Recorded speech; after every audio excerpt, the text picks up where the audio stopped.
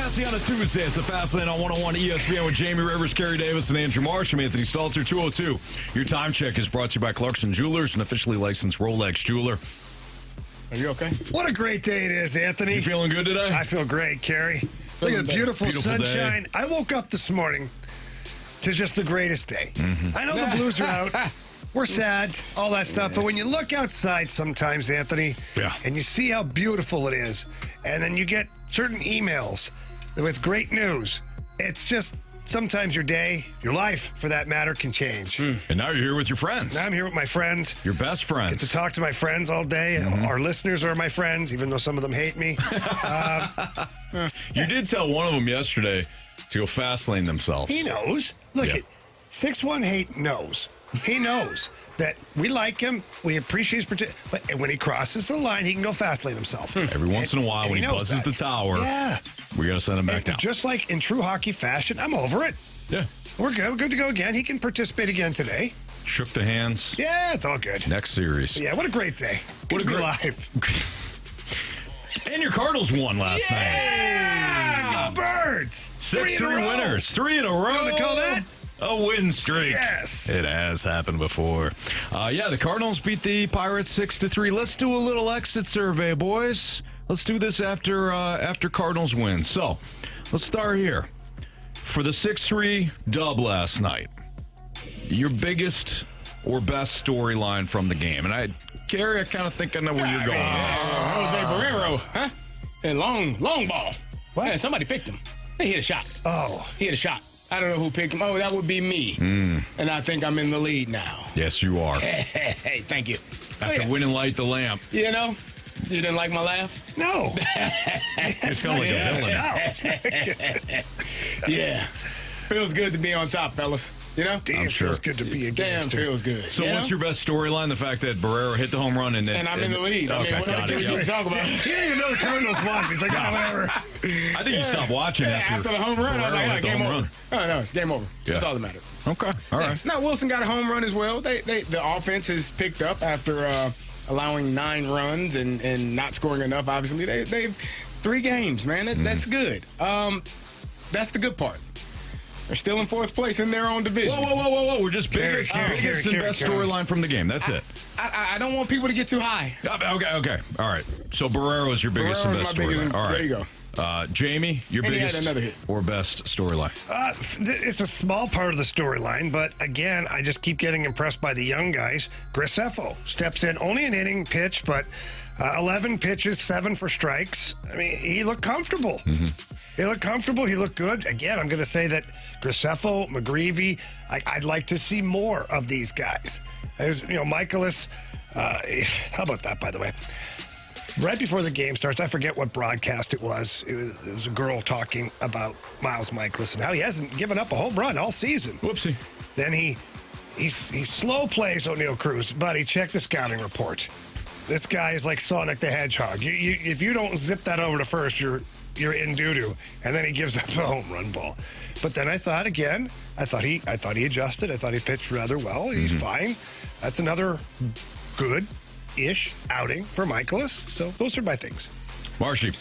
For me, kind of playing off of what Jamie said about the bullpen, Graceffo, obviously a good night, but the bullpen after Michaelis came out of the game, they held it down. That was one of the things that all season long we've talked about, the bullpen not showing up and helping this team win a game. So for me, the bullpen showed up last night, and then the offense, when Miles Michaelis, did give up 3 earned runs, the offense came alive. Everybody last night got a base hit except for Lars Nootbaar, but he drew a walk, so everybody got on base last night. Like, that's huge. I had him beat the streak. Oh, that's right. Yeah, you did. Yeah, I had but Arenado. Everybody, to a degree, pitched in last night offensively, and it was a good team win. Yeah. The Cardinals could have had another run, too. Oh, are you pausing on that? Because we'll get to it. Yeah, we'll get to it. Okay. So my best storyline is in line with CD's, although less personal. I love the fact that Barrero, he hits his first home run since May 30th of 2023. He was talking about how the night felt unbelievable. Wilson Contreras apparently had been giving him some hitting advice without trying to overstep the coaching advice that Barrero was getting. But he's talking about loading earlier at the plate, which led to, I mean, what we saw last night. And Barrero responded home run, double, and 3 RBI. So I love I think that was the best storyline, that Wilson Contreras showing leadership. He's starting to hit better. And then Barrero in at shortstop because of the Mason Wynn injury. Barrero winds up being the stud of the night. All right, biggest kudos. Can we all do Barrero? Oh, yeah. Yes. On 3. 1, 2, 3. I don't know. You set that up. That's me. No, That was bad. I was confused. I thought it was Barrero we're going to say. Barrero. It's like 1, 2, or 3, 2, 1. Barrero. Jamie, I'm taking accountability. It's my fault. Aye. It just sucked. Can we all agree it's Barrero? What are we doing? All say aye. Okay. Aye. Thank you. We didn't get a countdown. It still is but weird. Well, it's no count. It's typically no countdown. still That's didn't feel why good, Carey. I tripped myself up. And then you say any opposed, and then Yes, someone but no, says it's nay. my fault. Nobody said nay. How about the biggest blunder of the night, Anthony? There it is. Why don't we kick it back over to Marshy? Well, there's a couple. Let's start with the home plate umpire and the replay crew. How about that? What happened, Marsh? Well, I mean, Victor Scott was clearly safe. He might not have looked safe, but His hand was clearly his hand under touched the the he plate. was safe. Yeah. Why do we have replay if we can't get it right? Great question. I couldn't agree more. Yeah. Nope. Great question on that. What a throw, though, by O'Neal Cruz. Seriously. That's Victor Scott on What a- third. what a That's missile. not like What a missile. That's not Alec Burleson. No Right. disrespect to Burley. Hey, he had a big He's night. No, but he's not Victor fastest Scott. guy. He's Fast. not. Yeah, exactly. Yeah, I mean, I he's know still what a you're star. He's fast. But he's not. He's a So he's not that star. fast. He's the Right. St. Louis star. St. Louis star. Correct. Yeah. Is he still in that category for you, Marsh? He's working there. He's, you know. he's dropped. He's disappointed. He's not dropped. He is. He's Who would be your St. Louis star on that team right now? Victor right Scott. now. Yeah. No, you can't. There's a Marshy question. That's a Marshy hell of an likes these answer. games. It's a good answer. I like that answer. It's a good answer. We're teammates. You know what? Last night he got 1 gold star. We'll give it to Barrero. He's not I'll a St. say Louis aye. star. No. Nay. Nay. St. Louis star St. right Louis now. star? I said he got 1 gold star. Everybody Yeah, has there's a It point just said system. 1 gold star. He didn't say St. didn't say Louis star. He just said 50 1 gold gold But we star. were talking about St. Louis star. He had what? He had a home run. He knows. Big He ball. Bo knows. Hart was the St. Louis star. True. Carey, Jamie look was so what he's dealing with. disappointed. Yeah, okay. Yeah. Any other criticisms from the I round won't table? have any criticisms. I will Mike say was too nonchalant on that one play. to was it first base? Yeah. He gave up 3 runs on 4 hits in 5 innings. I don't think that was a good outing. Well, I agree. I would say, Marshy, to your point, the bullpen performed well, but it's the 3 guys that you know are going to perform well. That's fair. It's Leahy, it's Maton, and it is Helsley. Yeah. Now, Helsley almost gave up a shot. Brian Reynolds pulled one just barely right of the foul pole. Now, it was a moonshot. It was going to be, it was smoke. It was going to be his second But he of the got him night. out, yeah. 6th of the year. Well, it was foul. It was so- foul. That doesn't Thank count, God. guys. He left it, and Brian Reynolds said, thank you. And he said, oh, crap, I just missed it. And then Helsley was able to strike him out. Those 3 guys, for me, if you can get them to play every night, you probably win more games. However, they can't pitch every night. So some of them other guys going to have to figure out, how, like tonight, those 3 guys probably won't see him. JoJo, Jean King, like some of you guys. Jean French that up? Yeah, he's like Jean-Sebastian Jean King. Giguère. Jean King. I need more. Need something from you. Yeah. Like you guys gonna have to play. They can't. I promise you, Leahy, Maton, and Helsley cannot pitch every single night. Their arms will fall off by June. So you other guys. That's unfortunate. In that bullpen, better find something. What question are you left with following the game? Could be positive, could be negative. I'm not. Anthony. I don't know if I have a question about I tried to this team say anymore. this, and you cut me off. You shut me down. Well, but we haven't gotten to it Well, yet. you shut me down. Damn it. Yes, they've won 3 games. They're still 4th in the damn division. Why? We're not throwing a Yeah, party. but they're 1 win out of 2nd. And they're 3 games out of a wild card spot. 3 games out of a wild card spot. We're So not what's doing your this question, early. Carey? You're talking about not being too high. You're too low. We're right not. now. No, I'm even. No, you're not. I said I just You clapped. just applauded for I a play for literally nothing. clapped. Did clap. That was a Bronx 3 cheer. wins. That was a Bronx snarky- cheer. No, it was a clap. Marshy, I'm with you. I'm happy. No, See you're my not. face? That's And then a you're genuine still- smile. They do In 4th. say, you're happy and you know it, clap your hands. And that's what Carey did. There you go. That's what we it was. learned that right out of the gates. You learned that as a Try to kid. sell me on your You crap. learned that as a child. No, yeah. I learned I can smell. You know what? I don't know what you're smelling, Jamie. You should stop doing that over there. Your crap over there. Jamie, any question? I question Carey's integrity right now. Marshy? Can this team keep it up? Can they be consistent? Because we've seen flashes of brilliance at times. The question is, for me, can they be consistent? And now they take on Paul Skeens, who they've had success against. Will that continue? Like Can they love. keep it going? I think that is what they have to do. They have to have a stretch of really good baseball here to perhaps get back in the good graces of this fan base. And mine is, after he received the win in relief, can Gordon Graceffo continue to carve out a bigger role in this bullpen as he inches closer to maybe the starting rotation at some point, but can Graceffo continue to carve out a significant spot in the bullpen for now? That's my biggest question. All right, it's Fastlane on 101 ESPN. We've got Josef Newgarden, who's going to be in our studio. So Joseph's going to be racing this upcoming. I don't know if it's this weekend or I know we got a big race coming We'll up. ask him, Anthony. It's easy. He's a 2024 Indy 500 winner, and he might be the most interesting man in the world. Dos Equis. I'm going to ask him if that's coming up for him. I don't think it's him. No, but it could be But he relative. might be the most interesting man in the world, based on his bio. All right, that's next on 101 ESPN.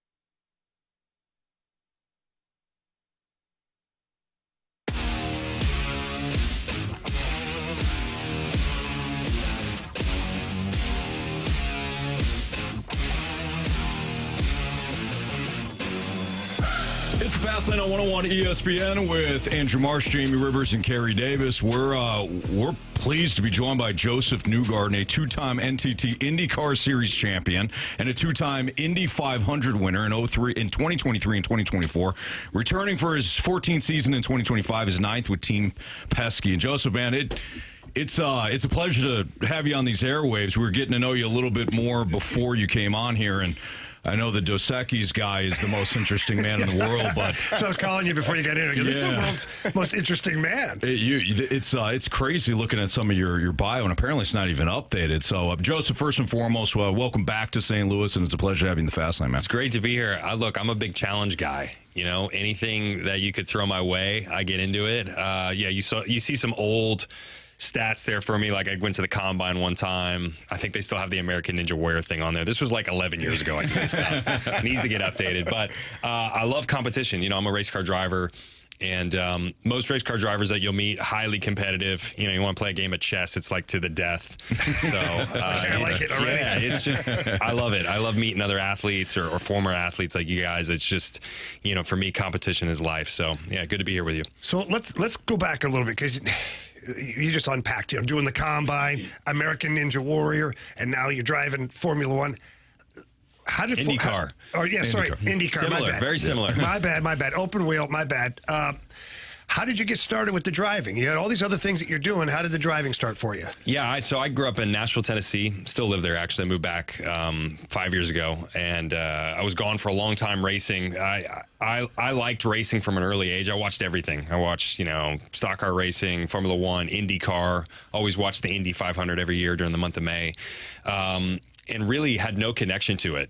You know, it's a unique sport. Like, you know, you look at, if you grow up in the suburbs of any of these normal towns in America, take St. Louis here, you know, and you want to be a football, baseball, you know, hockey player, there's sort of a system generally in place. There's like a path for it. Mm-hmm. Yeah, like you can find rec leagues, or, you know, typically your school has a system you can get plugged into.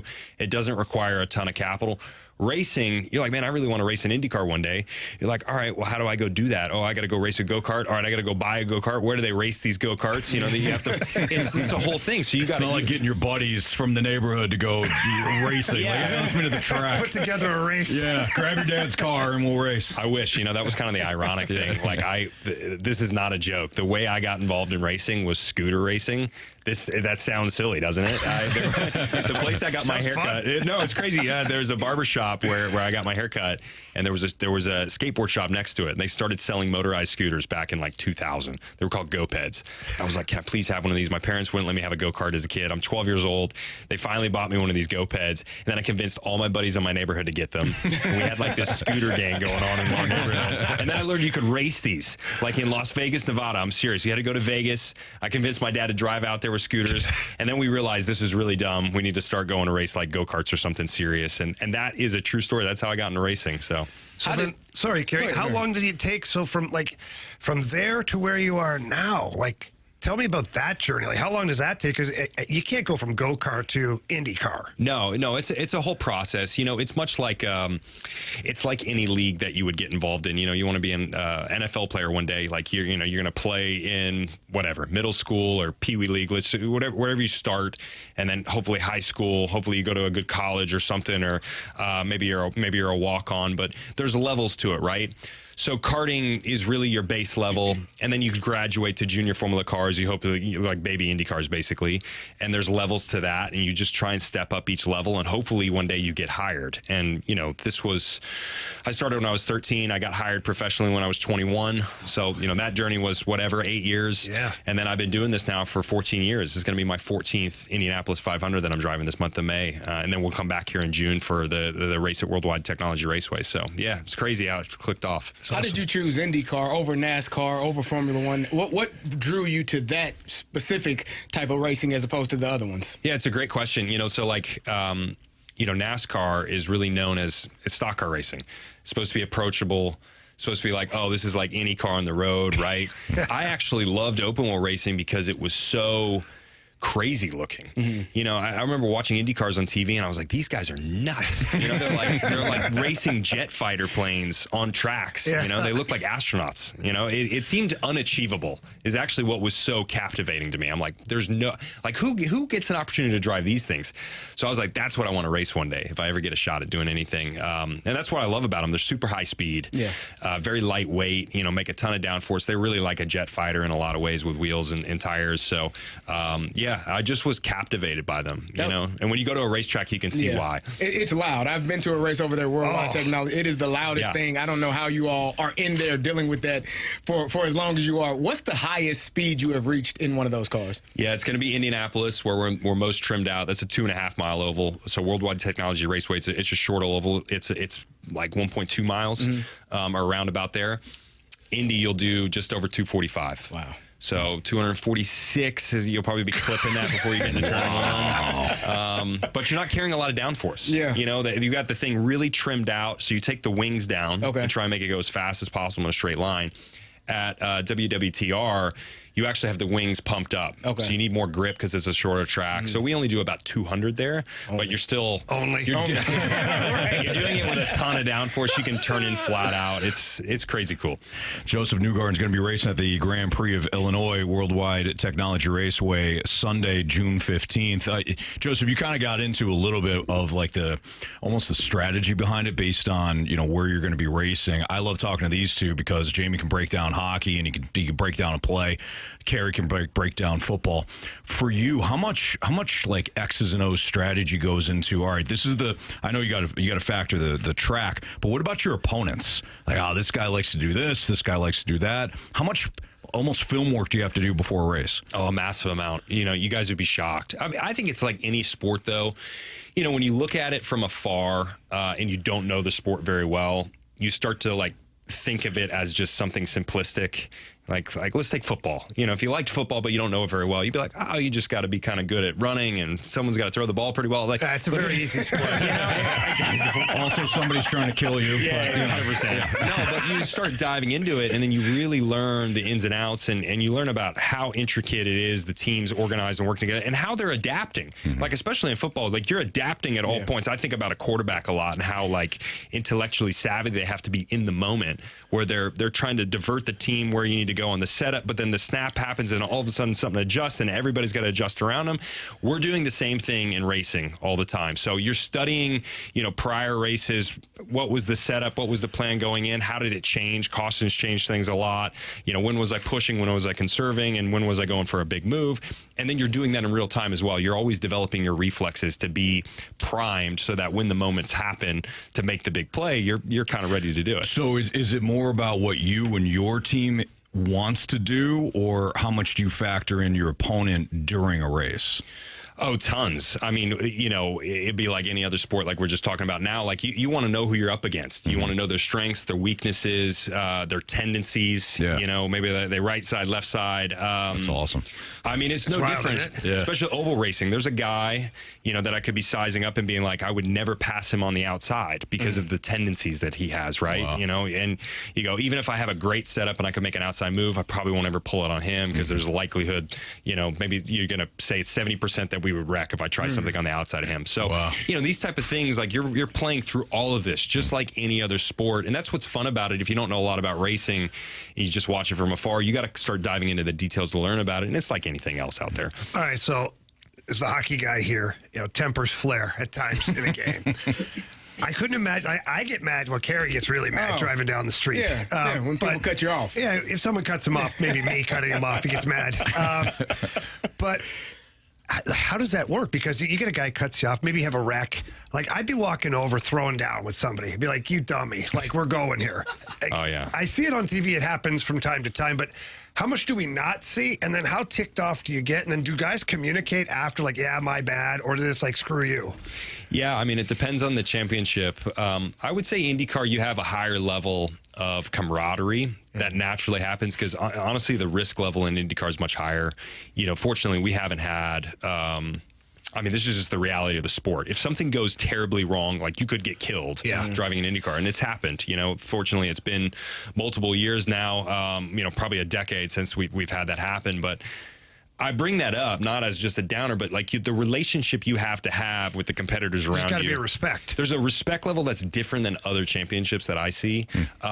So yeah, I want to beat and bang on the guy next to me and like win at all cost. But there's just that, especially in oval racing, there's just that little bit of respect that goes, a little bit further. Whereas you watch a NASCAR race, these guys, they actually sometimes get into fights on pit lane, and you just don't see it. You don't see that in an IndyCar race. We communicate afterwards. You guys operate with a little more class. It's just different. I don't know how to explain it to people. I have to give that backstory, but it is just different. And we definitely talk. There's things that tick me off that people do on track, and I'll go and I'll seek them out afterwards, or vice versa, and we'll just try and clear the air, because you don't want to have anything lingering when you come back in. It's not one of those things where you're like, oh, I'll just carry the beef and we'll just sort this out. You don't want that in IndyCar, because things can go bad so quickly that you need to kind of squash it quickly. What would you say is the hardest part of the job that you have?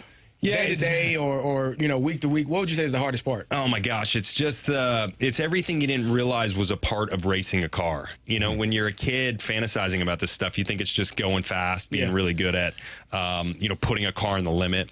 That's basically what you're doing. You're putting the car on its limited capability at all times, trying to drive faster than everybody at all moments. But it's like 10% of the job when you get to the professional level. It's really the representation that you have to do. We're so commercially connected to the business side that, for us to go racing, all our partners and everyone that we represent, we are really the front and center of it as the driver. And you don't think about doing that when you're a kid. You just want to drive the car well and work with the team. It's, when I'm at the track on a race weekend, I'm not kidding, 10 or 15% is the actual driving and engineering part, and then everything else is the commercial obligations. Yeah. So that's the hardest thing about it. And I see these other, honestly, I go to other sporting events and they leave the athletes alone. Like you walk into a football game and they're just getting ready for the game, basically. So that's my question. My last one I've got here is, how much do the sponsors get involved? Because you see these racing movies and it's glamorized, or I don't know if it is Days or not. of Thunder is my favorite. Whatever it is, right? It's my favorite movie. I love it. It's amazing It's a movie. great pick. But how much does the sponsor or the commercial side, or the business side rather, come down and does anybody ever say anything to you? Yes and no. They're very involved. Our partners, without just being a salesman about it, they're directly involved in a lot of our performance at times. Take one of my partners for the Indianapolis Motor Speedway, Shell, and they help develop the lubricants, the fuels that we use on the car. So, they're directly related. They're a sponsor on the team, but they're also directly related to the performance of what we're doing. They don't tell you how to drive. No, of course not. But we all kind of have our integration, right? I have a job and a lot of my job is directing the team on what we're doing. What are we focused on? What are we not focused on? At the end of the day, I'm kind of running the ball, and everyone's got to do their job to win the race. But if I'm not happy running the ball, then we're probably not going to have a very good day. So you got to direct well too. And so there's people that will influence that and try and, they're going to give their take, but we've all got to make it work at the end of the day. No one's trying to undercut anybody, basically. So whenever people watch football movies, it annoys me because there are always parts of it that are so factually incorrect. It's like, oh God. So when I said Days of Thunder, you're like, I like that. And so I'm like, is that actual? How much do you need to know about the car? Or are you just driving the damn thing and not worried about, do you know when something is broke, when something is wrong, or something isn't right inside of the car? Are you able to fix it if need be? I know you don't have to, but movies like that make me think, how factual is that? You know what's sad is that Days of Thunder was really the good old days in racing. Okay. And what I mean by that is, it's back when no one had access to all the data and information. So you'd go and race a car, and you could be a little bit more loose about it, where you're if you were just really good at driving this car and you had a really good team and it was fast, it was you could kind of keep an advantage on people. Now, the way we compete, which I think is exactly the same in all those sports, everyone is so on top of every detail these days that it's become a detail game. Yeah. The amount of video and data that we pour over on race weekends just to make sure we have everything inch perfect, because everyone else is doing the same thing. Right. So it's not fully answering your question, but Days of Thunder, was different because you could back then just show up and kind of be a hot shoe driver and like the team sorted the car and you were like a gunslinger getting out there just making it happen. It's not like that anymore. Like you got to be an expert at everything you do when you show up. The game's just changed. You know, there's the margin for error and the expectation that you have to be great at everything. You can't just come with talent anymore. And I think that's true for every sport. You know, the talent matters, but then you'll see guys that show up and they have all the talent, but they don't have the other pieces that they need, and they don't really survive that long, right? It's just true. I mean, so it's difficult. I think the landscape has become more compressed, and you've really got to just get everything right. Sorry, to actually answer your question, we feel the same way. You watch a racing movie, they do some really stupid stuff. It's the shifting. Like half the time, you ever notice like they're going down a straightaway and they're going really fast? He's like, I want to go faster, so I'm going to shift and actually push the accelerator more. You're like, was he not full throttle already? I was so confused. So stupid stuff like that. Joseph, you're a pleasure, man. Best of luck to you Sunday, June 15th at Worldwide Technology Raceway. Father's Day. Yeah, it's going to be great. We'll come Bring see your you, dad man. out. Yeah. Absolutely. So best of luck to you. Looking forward to a great season. Thank you, guys. Appreciate you being stopping here. by. Absolutely. That's Josef Newgarden. We're going to talk a little blues coming up next, but yeah, boys, let's go watch them. I want to. Let's go. Yeah. Definitely. Let me get some tickets. You please come out. Come visit me. I'll show you around. Excellent. All right. Definitely. But yeah, Josef Newgarden. I want to drive. That was see, my he other always- question. now one of I don't the- want to drive. these guys I always- don't know if it's enough room. I don't think it's We enough got to get room. you guys in a two-seater. Get me in a two. I do want to do that. Yeah. Now, You I get a will. kick out I of it. haven't I've taken a tried. lap Go, before. or else they'll have all of a sudden there's no seat next to you, but You're there's like, going to be look, I made a lot of deals, and I don't know that I can fulfill them, but someone needs he's going to be to. like, listen, we can't do this. And if there's another driver that you don't like, you don't worry about it. You just tell him, Carey, Now take care of it. This is why I want you guys to That's get what out. I'm doing. Yeah. We got you. All right, it's Thanks, Fast fellas. on 101 ESPN. We'll dive into a little blues next on 101 ESPN.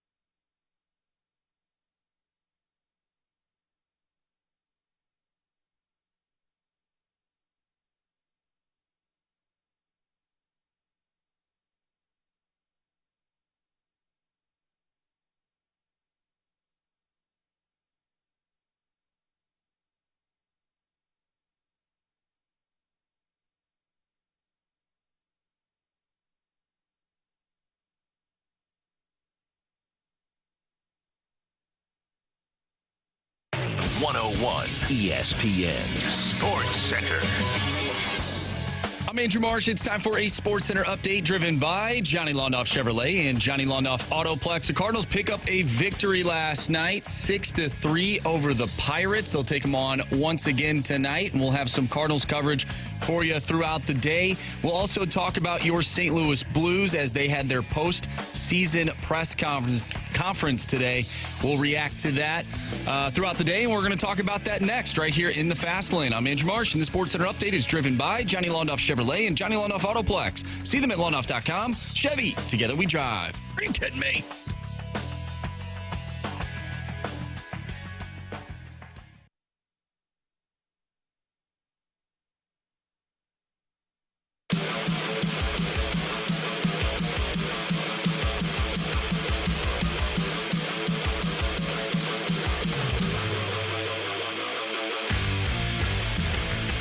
I'm hoping that we have turned the tide on the whatever, and we're starting to become a competitive team that has expectations, honest expectations, reasonable expectations of success.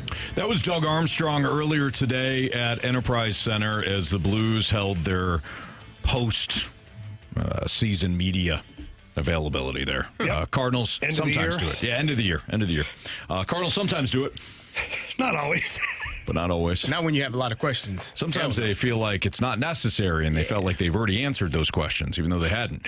But Doug Armstrong did speak to me, and then he was talking about expectations.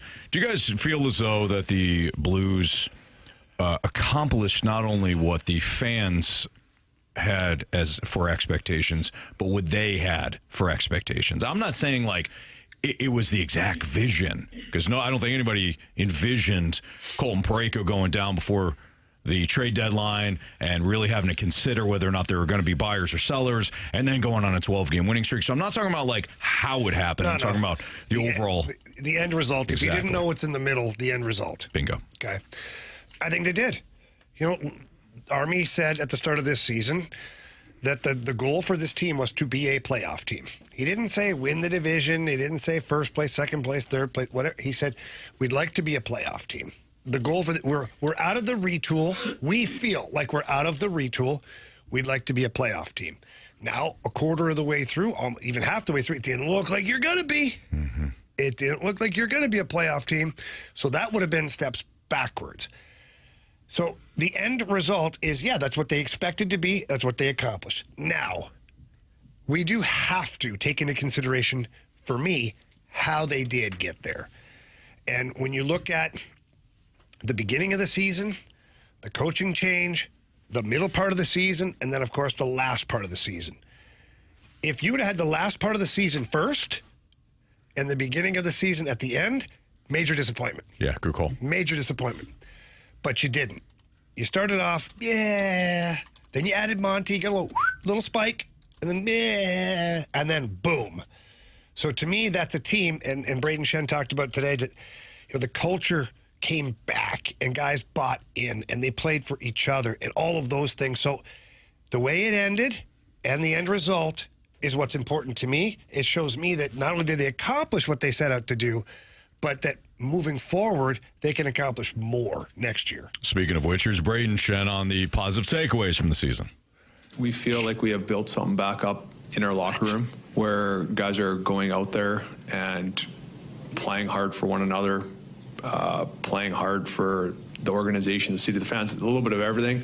And that's what ultimately wins you hockey game. You have the feeling of the room of, you've been on teams where there's a little bit of, fakeness or whatever of the word might be, where, guys are putting on their gear and sometimes guys play a little bit for themselves, and we feel like in this locker room guys are playing for one another, and when you play for one another you can have the ability to put on runs like we did there down the stretch to get us into the playoffs.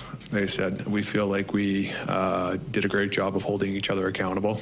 That accountability is such an important piece in a locker room, because showing up to the rink that the guy next to you is going to give it everything he has for that game. And I think at the end of the day we had a bunch of guys that were gamers that are willing to lay it on the line for each other, And I think guys feel that. So, like I said, there's lots of positives to take out of this year compared to where we were, last year, a year and a half ago, or even what people were saying what should be done with this team compared to what we're talking about now. Like I said, it's a feeling of like we're trending in the right direction, and we feel with a big summer and guys maturing and guys getting better, that we feel like we can be better next year, and we expect to be better next year.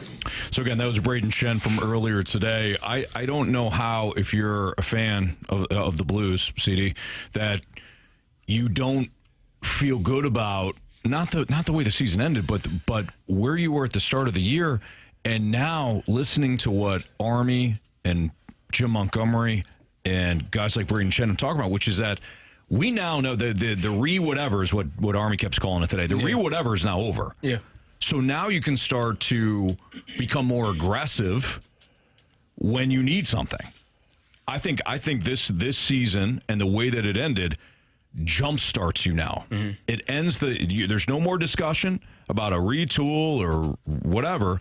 And now moving forward, this is a contender. I think they are at a place where they no longer have questions about, who this player is or what this team is. They actually have a solid, definitive answer of what this team is and what can be added to it to make it better. What parts need to be better, what parts, didn't have enough that they can add to for next year, or, they can stand pat because they feel really comfortable in some aspects of it. So I think this season, as frustrating as that Game 7 was, to lose in that manner, to not be able to finish the game and clear the zone with 1.6 seconds left, I'm sure every man is frustrated about that, but also when they look back on this season, every man is extremely excited. Like you said, they might want to play today. They probably can't. They're not going to. The bodies are sore. They need some time, but I'm certain they are eager to get back to it with this specific group because they know they left some meat on the bone. They left some plays out there. They left some opportunities out there. They left a huge opportunity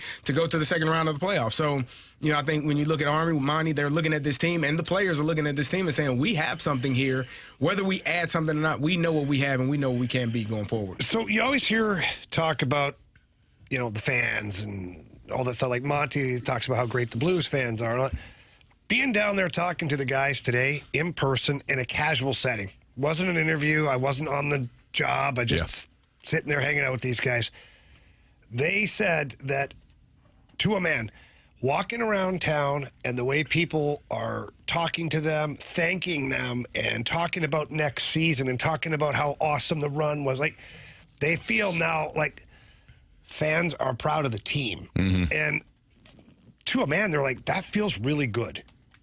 When you're fan base, when you're walking around town and people are proud of what you were able to do for them, he's like, because I'm very motivated to get back to where we were because, like, that was awesome. Yeah. So fans sometimes may think, oh, they don't care about us or they don't care what we think. They do.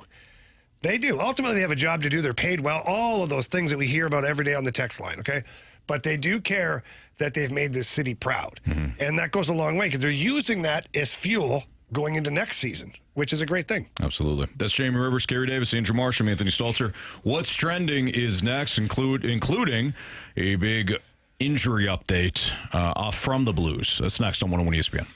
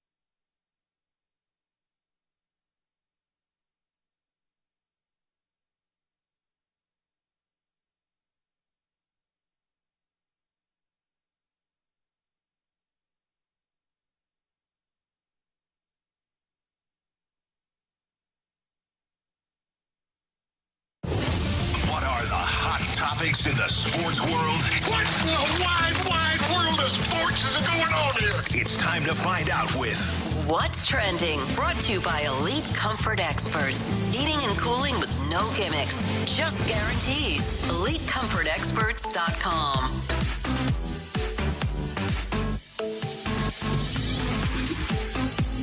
Welcome back to the Fast Lane here on 101 ESPN with Anthony Stalter, Jamie Rivers, and Carey Davis. I'm Andrew Marsh, and it's time for What's Trending. Gentlemen, Doug Armstrong spoke with the media today and gave a little bit of an update on some injuries that a lot of Blues fans were wondering about.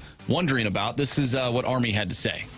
Holloway and Tucker were done. Holloway got injured in that game. We didn't think it was going to be as serious as it was, and he needed to get some work done, but he'll be 100% for training camp. Tucker's injury, I think we all saw in the playoffs. It was a non-surgical candidate, but he was going to be out a while. The other players, if you're healthy enough to play, then you're healthy. So we're not going to use anyone's individual ailments as an excuse for not playing tomorrow night. And I don't say that to minimize what the guys go through, but I would be shocked if you went around to any team that played 6 months and 82 games, and everyone said, no, I feel great. You know, that's not the type of sport that we have. And so we had 2 guys that were injured, and that was it. Still a bit of a mystery as to Very secretive. what happened, but with that being said, Dylan Holloway not available for the Blues in the playoffs. Do you think that the Blues reached their ceiling or could have reached their ceiling with Dylan Holloway in the lineup? Ceiling as in what we expected from them? What's the ceiling? Yeah, because I think they overachieved, quite honestly, already. Playoff-wise. I think the ceiling is probably second round. Yeah. And they were I think that's 1.6 seconds away from. I'll say this. without Holloway. With a healthy Tucker and a healthy Holloway, I think the Blues are every bit a handful for the Dallas Stars, and maybe even an upset. I think they would have ended it in 6 with the Jets, and I think they'd be a handful for the Stars. So if that's the ceiling, then that's where I'm going with it. Yeah, I think that's where I'm at too. I think that's reasonable. I mean, for them to have the President's trophy team on the ropes, they should have won the game. Should have won the series. Yeah. Without Holloway, I think they were going to be very competitive in the next round, but ultimately, I think the second round is going to be kind of it. Yeah. And based on the injuries too, and the way the style that they played against Winnipeg. I mean, talking to the guys today, I mean, you are sore. Like you need Nathan 2 Walker's months. got a black guy. He's got stitches. He's got marks all over his neck. And I go, how you feel? He's like, He's like, my lower back, my ribs, my neck. He's like, my neck, I can't. Poor guy. The crazy thing is when you're still playing, though, all of that pain, you just push it aside. Oh, yeah. Like, it's still there, but something about getting ready for the next game, the pain just goes away. Sometimes you have a little help. You know about that, Jamie? You get a little help? Why you look at me? Because you know about it. I did, too. Best thing in the world. That little shot you get. Yeah. Whew. Go play right now. Little Toradol. Yeah. Run back in this line real quick. Doc. Then about midnight, goes away. Like, Yeah, midnight is a wrap. Not great. Yeah, see you tomorrow. Yeah. so you want to be a professional athlete, do you? Well, luckily, we don't have to worry about that, Anthony. No. Carey's still trying to be an NHL player. I'm working on it. I gotta he's get working on on skates. Jamie, don't look at me like that. I can I do didn't it. look at you anyway. You did. You looked at me like you didn't believe me. No, I believe in you. See? Thank you. The Blues are looking for a 200-foot player. Look no further. They got a couple under 200-foot players. They said a 200-foot scorer. From the guy who can't go 2 feet. Yeah. Though he believes. Yeah. That's all you got to do, man. Yeah. Why do you guys think the Blues had more jump, though, at home? Do you think it was solely based on the fans and the energy that they brought? Well, look at the beginning of that Game 7. They had jump. They're all over the Jets. Like, I think it's just there is something to be said to playing at home, especially once you get comfortable. So playing at home can be the enemy or it can be your best friend. Because if you don't have success at home, you're constantly feeling the stress of the crowd and playing in front of your home group, you know? The 2019 team was the complete opposite. They They were were. road warriors, and they won at home, don't get me wrong, but, they also struggled at home at Yep. times. And once you find a groove, though, like the Blues have, and then once you start believing, like even though the home ice itself, like everything's the same dimensions and all that stuff, it's not a real, like, actual advantage. The advantage comes between the ears, quite honestly. Is you believe that you got an advantage and you believe that you're skating downhill the whole game, you're going to play that way. Yeah. All right, that's what's trending here in the Fast Lane on 101 ESPN. We've got the lineup out for tonight's Cardinals game, so we'll play a lineup game next.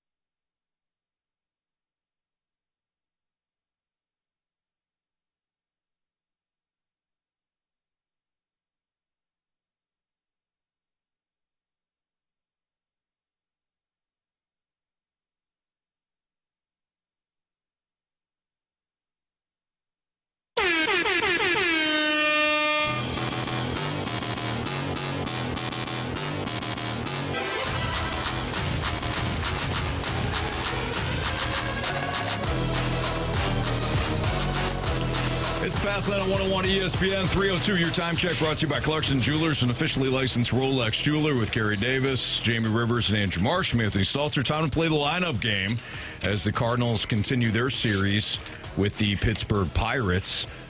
6-3 winners last night over Pittsburgh, and Pittsburgh is really struggling. So hopefully the Cardinals continue to roll here. They will face Paul Skeens, the right-hander. Oh, we hit him well. And for some reason, the Cardinals hit him very well. Matthew Liberatore will be on the bump for the Cardinals, and he has been excellent. All right, boys. Nah, it's starting off with Newt. Yeah, for sure. Yeah, go. Show us Lars Newtbar, international superstar. Watch out, don't run into any walls or anything.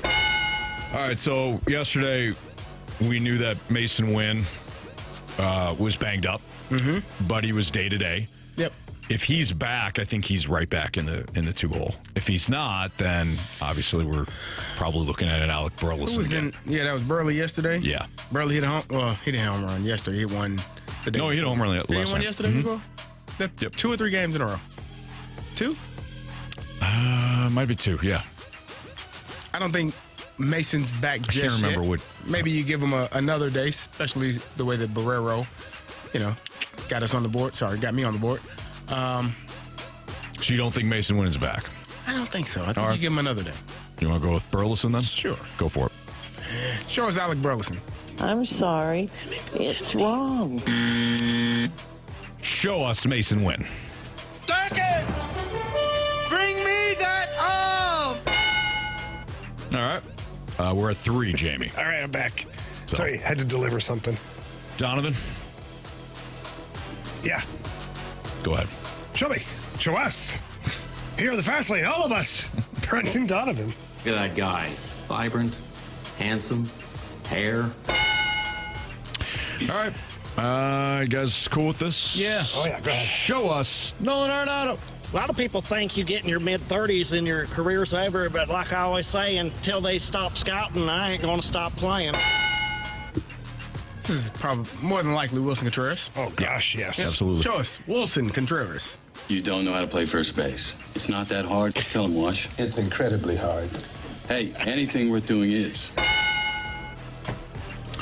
All right. Yesterday, this was Nolan Gorman. This is probably Alec Burleson.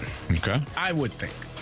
I think between those two, you don't get many times where both of those guys are going to be in the lineup unless there's an injury. Mm-hmm.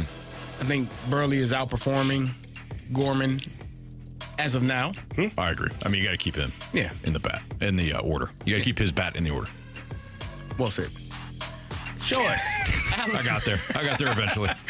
Casually well said. Alec Burleson. I thought I told you I'm a star.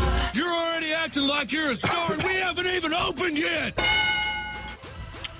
All right. This has typically been a catcher. Pages was yesterday. Pierre Paget was yesterday. That's true. We could go Poso tonight. Pages is fine.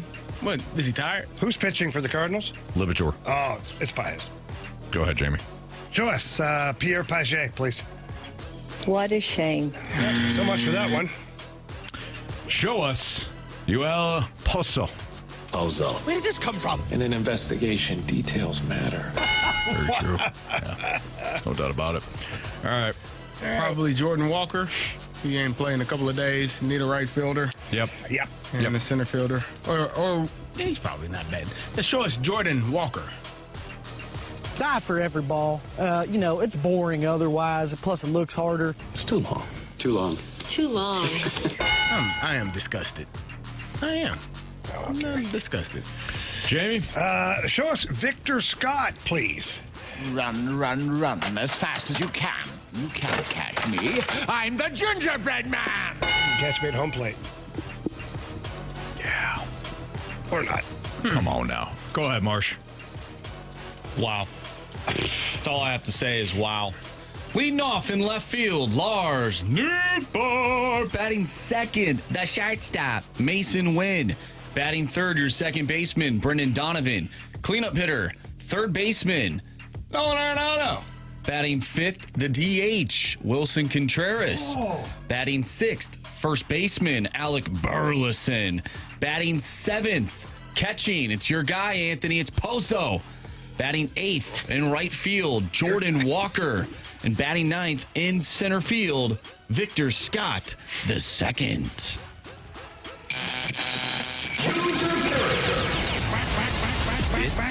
fair! I don't believe what I just saw. Home run. All right, March, we got a new leader in the clubhouse. Yeah, it's Carey Davis. Hey. All right, CD. Who you got? Is he really third person? Today. Right now he is. CD's going to take... CD, who you taking? Let's see here. Let's go with, you know what? Give me Victor Scott II. Okay. 9 holes good to me last night. You know what I mean, Jamie? You're a lucky man. Thank you. Give me the guy who hit a home run in Pittsburgh. He's catching tonight, Yoel Pozo.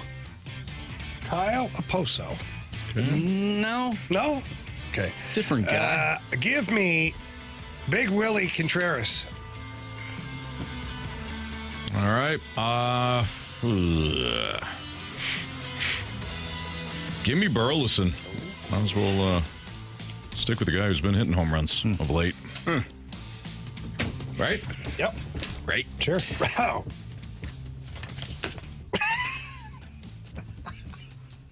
Cardinals, Pirates tonight. Paul Skeens. I don't want to know. I missed. Versus Matthew Liberatore. Boy, Liberator's been fantastic this season. He has been. He's forget the record. He's 2-3, but record is as much about the team as anything. 3.44 ERA, Carey, 30 strikeouts on the year. He's got a 0.97 WHIP.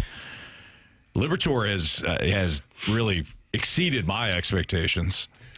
Well, yeah. The Cardinals have I mean, it gives you hope for the future. You saw McGreevy a couple of days ago. He's performing well. Graceffo performed well in his limited role last night. Like, you are excited about what this team, you still got to fix the bullpen. But, you know, trending in the right direction with some of these younger pitchers. Yeah, I didn't see Liberatore being able to do this. Even, like, this small body of work so far. I didn't have him in the rotation. Yeah. And then when they started talking about it in spring training, about, wow, Matthew, I was like, wow, wait, what? He's back in the rotation? Well, that shows you what I know.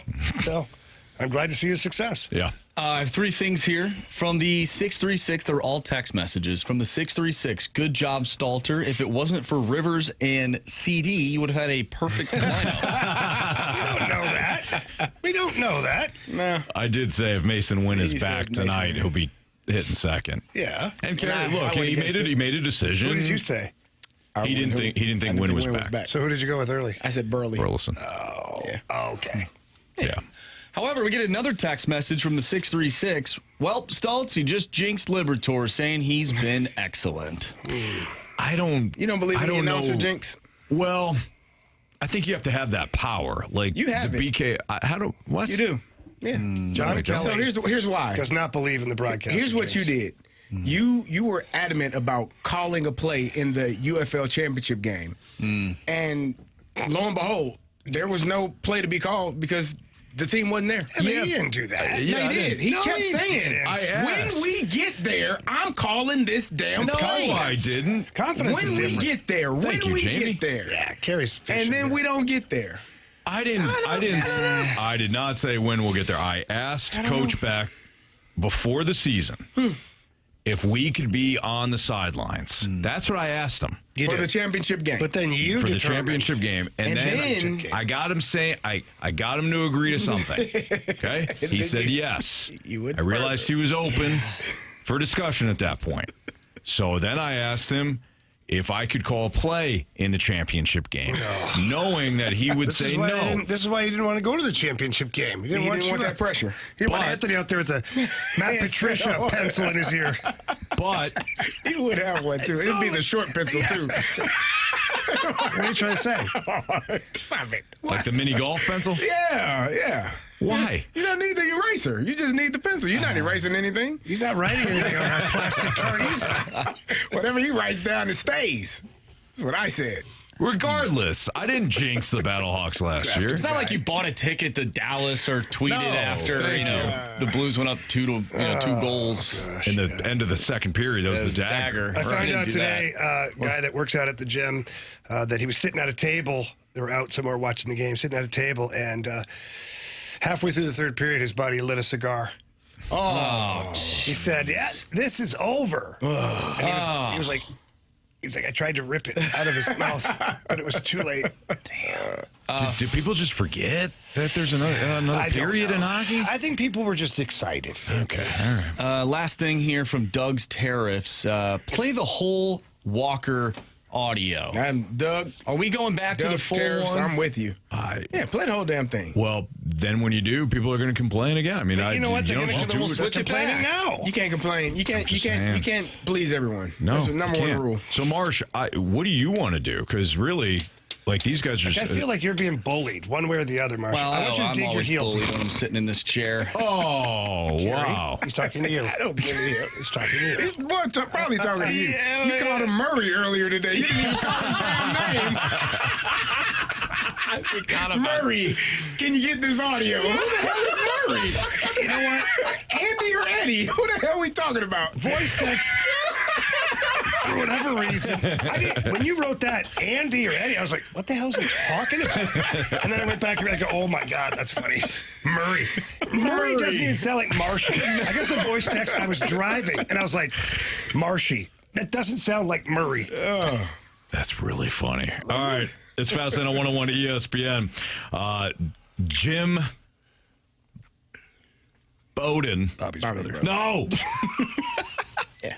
Had a couple of trade scenarios for the Cardinals, football guy, including one involving Ryan Helsley. We'll tell you what the proposed deal was, and whether or not we like it next on 101 ESPN.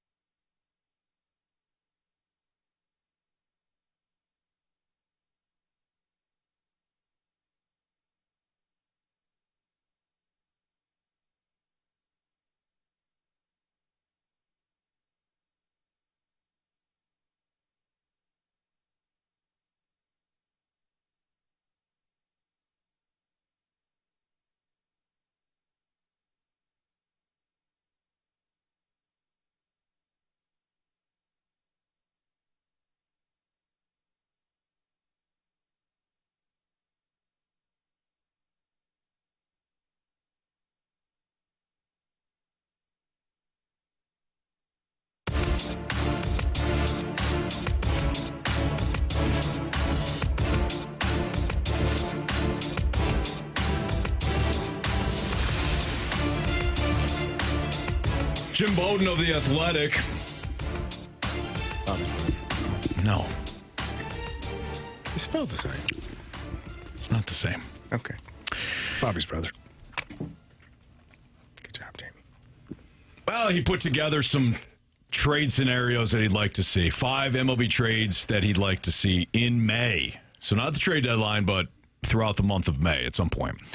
His second trade was the Phillies acquiring right-hander Ryan Helsley from the Cardinals for right-hander Mick Abel, who was the 2020 15th overall selection by the Phillies.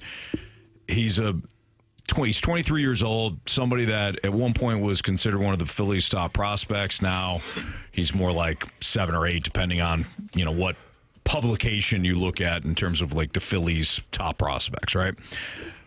Power arm, he's off to a good start, as Bowden said.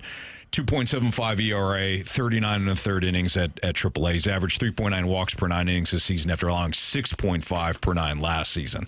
He's averaged 5.2 per 9 in his minor league career. So that's the knock on Abel. He's somebody that doesn't, he's got a big live arm, but the command, the control, not there. But if you're trading Helsley, who is a free agent at the end of the year, would you guys be interested in somebody like this? Yes. Okay. I'm reading, he's topped out at 98 on his fastball. He has had command issues. He's 6'5", 190.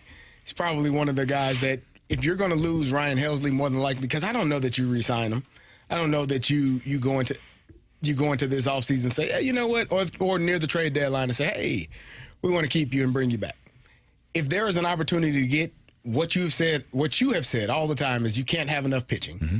And if this is a young man who is a first-round pick, number 15 overall, as again, topping out at 98, maybe some control issues a little bit, struggling with walks, finding the zone, but obviously a high-ceiling guy that's what we talked about the Cardinals tend to stay away from. Yeah. They just stay with the guys that we know what he's going to be. No, give me a guy you don't know what the hell he's going to be if he reaches his full potential. Mm-hmm. I'm inclined to say, yeah, go for that and more if you can get more.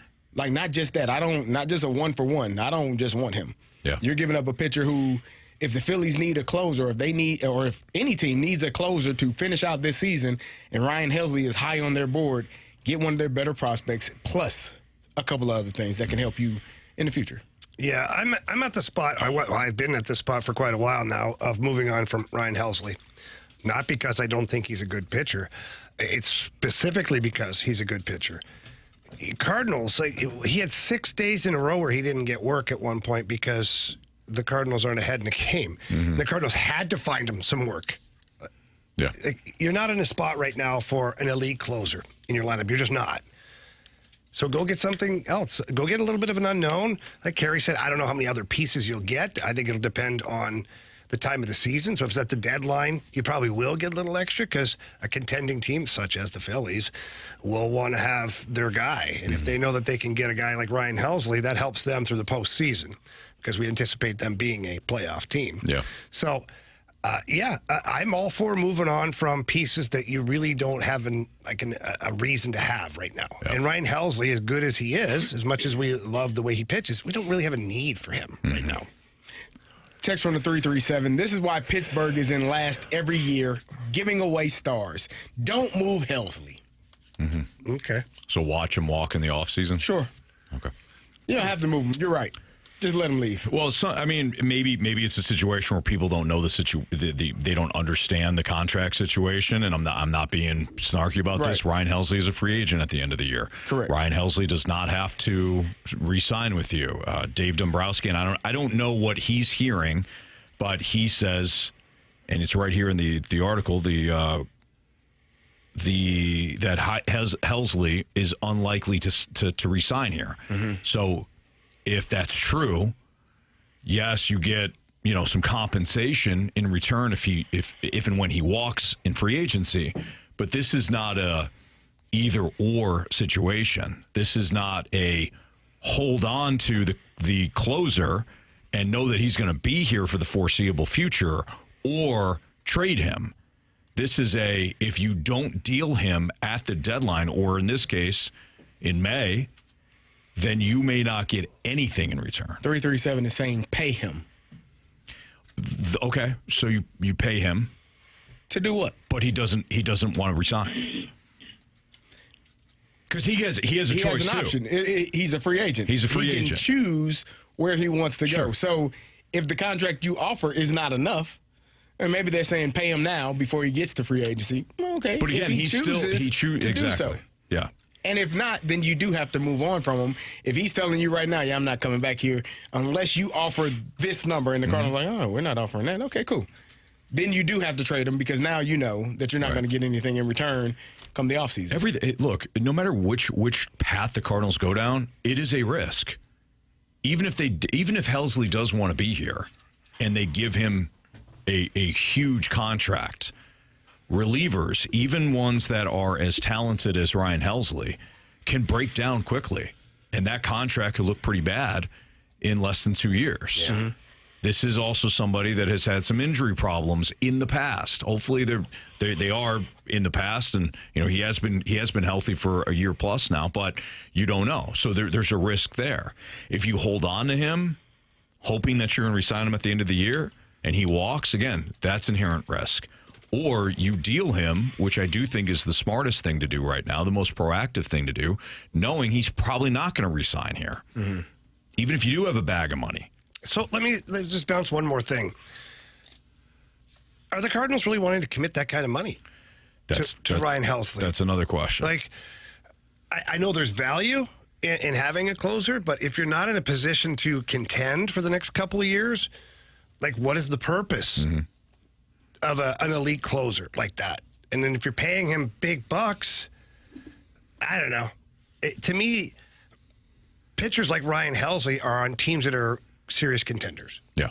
Because those are the guys that are going to close out the World Series for you, not win third place in the NL Central. And to the, in defense of what the texter, and this texter's not alone. There's other people with this line of thinking. They're just sick of players not staying here. Of course. And not only that, they also may be more optimistic than others are when it comes to the Cardinals' future. They may look at it and say, well, if the Cardinals can be at least an NL Central threat a year from now, you're going to need a closer. So that's what the 337 said. If you trade him, then we need a closer.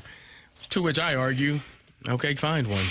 Like, I think Ryan Helsley is outstanding at his job, but I don't think he's the most key component of his job because there have been games, and we talked to BT about it last week. There are games you can't even get him in the damn game. So how important is he? Right. Like, how valuable is your best player if he can't play? Without using him. What good is he to you if you can't get to him? If you're down by so much, or God willing, you're up by so much, the value of that player is not as high as other needs. Starting pitching, right? You have to be able to be in those games to even get to the closer. You got to have a bullpen that allows you to get to the closer. Right. And we only have two guys other than Ryan Helsley that you truly trust in that bullpen that can get you to him. So for me, having an A-plus closer is outstanding when you got an A-plus team that can get you there. And the Cardinals don't have that right now. So you don't have a need for a closer of his magnitude. You have other holes that you have to fill. Right. If you are going to be a contender a year from now, you better be damn sure that you are a legit contender. And I don't think the Cardinals can say that with any sort of conviction. Now, maybe things change over the next couple of months. Maybe it's not. Maybe you hold off until the trade deadline, and then teams are real desperate, and maybe the price goes up a little bit. But again, it's going to be a risk no matter what you do. Did the Blues play a Stanley Cup champion brand of hockey against the Jets? Obviously, they got bounced in the first round, so the answer is no. But if they got past the Jets, could the style work for another couple of rounds? That's next on 101 ESPN.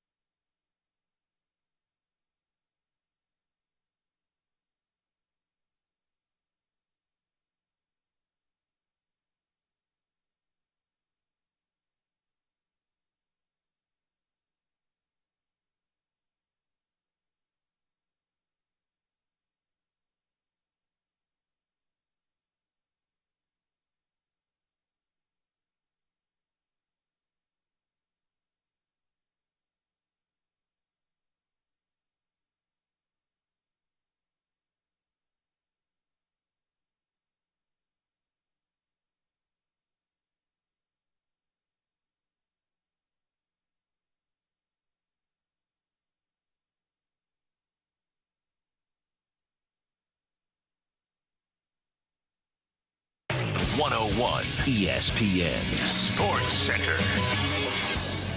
I'm Andrew Marsh. It's time for a Sports Center update brought to you by Saliga Heating and Cooling.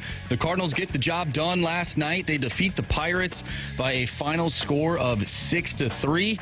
They'll take on the Pirates once again tonight. Matthew Liberatore on the mound going up against Paul Skeens. First pitch is at 6:45. The Blues had their postseason media presser today, and we're going to dive more into your St. Louis Blues after their season came to a close on Sunday night. Did they play a Stanley Cup Champion brand of hockey against the Jets? We'll talk about it next right here in the Fast Lane. I'm Andrew Marsh, and the Sports Center Update is brought to you by Saliga Heating and Cooling, a Daikin heating and air conditioning dealer.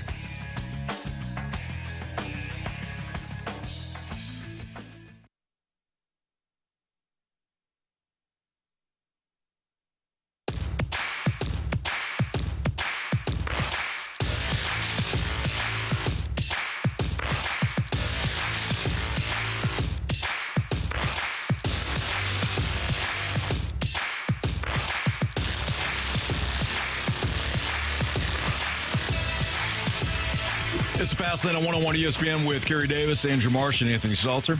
I'm Anthony Stalter. Did the Blues play a Stanley Cup champion brand of hockey against the Jets? No, because they lost in the first round. But, jeez. Well, I'm just. I mean, no, obviously not. You didn't like the question. My gosh. It was posed that way, but obviously the answer is no. So now moving forward, the question becomes, could they sustain that style again? Like, clearly it was good enough to beat the Jets. It just, it was a fluke collapse. But Jamie, listening to you, okay, I wouldn't use the word fluke. It was a collapse. Because it's happened. Anybody else got any issue with what I'm saying today? Well, no. Fluke is something that... Starting out great. Holy smokes. Fluke is something that hadn't happened. It's happened a few times. Yeah. This is who they are. That's who they are. Or who they were. They made a mistake. Power of positivity in this room today, I'll tell you. It's a lot to look forward to, though. Jamie, you mentioned how banged up they were. Yes. Is it reasonable to think that they can continue to play that way had they gotten past the Jets? Yes. Okay. Because when you're still playing and winning and competing, you don't feel it as much. You feel it, don't get me wrong. But it's like when you stop, then all of a sudden everything starts to hurt. Gotcha. Because you're not getting that adrenaline rush every other day where you're getting out there and you're going to battle and you're competing and fans are screaming and it's like your adrenaline goes through the roof. It's such a hard thing to explain for people who maybe don't have that adrenaline rush in their life or never experienced it. It is wild. And so as soon as you get that, man, it has a superpower. And I think this team, and you got to remember now, too, you advance to the next round. So now you're looking past that. You're looking at, wow, we're only 3 series away here. If we win 3, we win the cup. Yeah. And then you win the next one, you're like, we got 2 now. Like, you start to get more motivated. So I think the way they're playing is exactly how you win a championship. Now, I don't think you could have 623 hits in the next series against the Dallas Stars. As far as combined is concerned. But I think that you still have, physicality is a big part of the game, man. Yeah. And I think that the Blues, the way they block shots, the way they sacrificed their bodies, the way they played physical, I think it's sustainable because it was more than just a couple guys. If it was just like a couple of years ago when Braden Shen was running around all by himself trying to hit everything that moved and he got winded because he was the only guy doing it, that's a problem. But when you've got 10 out of your top 12 forwards that are hitting everything that moves, the lifting's a little lighter for each guy. We get a text from the 636. The style they played is the only way to advance in this tournament. They can play with anyone. Physicality and scoring from all 4 lines is what it takes. Yeah, and that 4th line, Doug Armstrong talked today about there's mutual interest between Fox and the Blues of keeping this relationship going. Time will tell. Time will tell. What the team's going to offer him and what he wants could be completely different. And if it is, then that marriage will be over. But my point of bringing this up is that you look at those guys, and you look at the way Walker played, the way Toropchenko played, the way Faksa played. Like that is what it's all about. That's exactly how you play the game. So here is Jim Montgomery, who was doing his press conference earlier today, end of season press conference, on playing harder offensively. Well, it's habits and details. Speed at the blue line, attacking middle ice, having a middle lane drive. You got to attack the hard areas. The puck doesn't have to be there, but body's got to be there. Then the puck can get there. And then the other part was being as committed as we were to the forecheck. When you hear that, Jamie, what are some things that you can expand on that Monty just said that the Blues do well, and some things that they can do better when it comes to playing more, I don't know, even a more powerful or dangerous style offensively? Yeah, so the forecheck thing, I think we all know what it looks like. We saw enough games here at home to see what it's supposed to look like when the other team has nowhere to go, no room to breathe, nowhere to move the puck. They're just getting hit, and the sticks on pucks, bodies on bodies. The forecheck, I think they're there. Are some games going to be better than others? Yeah, they are, but they're there with the forecheck. Where he's talking about more physical offensively is getting to that inside ice, and they did it very well in some games, and they were non-existent in other games. And I think that for the Blues' success, you need more shots on net. Not wasters from the corner or from the boards, but with that inside drive. So we did see the Blues, by the way, execute middle lane drive so many times. I can't tell you how many times I broke down a 3-on-2 or a zone entry where the middle lane guy just went and it opened up things. Or the puck got put on net and there was a rebound. That's what Monty's talking about. More of a commitment to get bodies to that area, then the puck, get it there. Mm-hmm. Don't get bodies to that area and then turn up, make a pass, turn it over. And then you had a guy that drove to the net and did it for nothing. Mm-hmm. You got a guy that's going there. You got one or two guys going there. Get the puck there. You got to reward the guys who go to the net. And we've seen all through the NHL playoffs, every series, almost every game, goals go in that way. Whether they go in off the shot, a deflection, a rebound, they hit a shin pad, they bounce another guy who passes it over, there's a goal. Like, the shot always creates the offense, but when you have the inside guys going, it adds havoc to it, and it also gives you a layer of puck retrieval after that as well. No, I agree. I think that, I'm looking forward. I think they played how they were supposed to play. I say it wasn't championship hockey because they didn't make it to the championship round. Now, maybe that's unfair, but maybe the brand of hockey, I think championship hockey is also finishing periods. Mm-hmm. It's not allowing 6-on-5 to bite you in the butt over and over and over again. So I think that there are, and that's the wonderful thing about, you never want to lose. But that's the good thing about having a team that's young.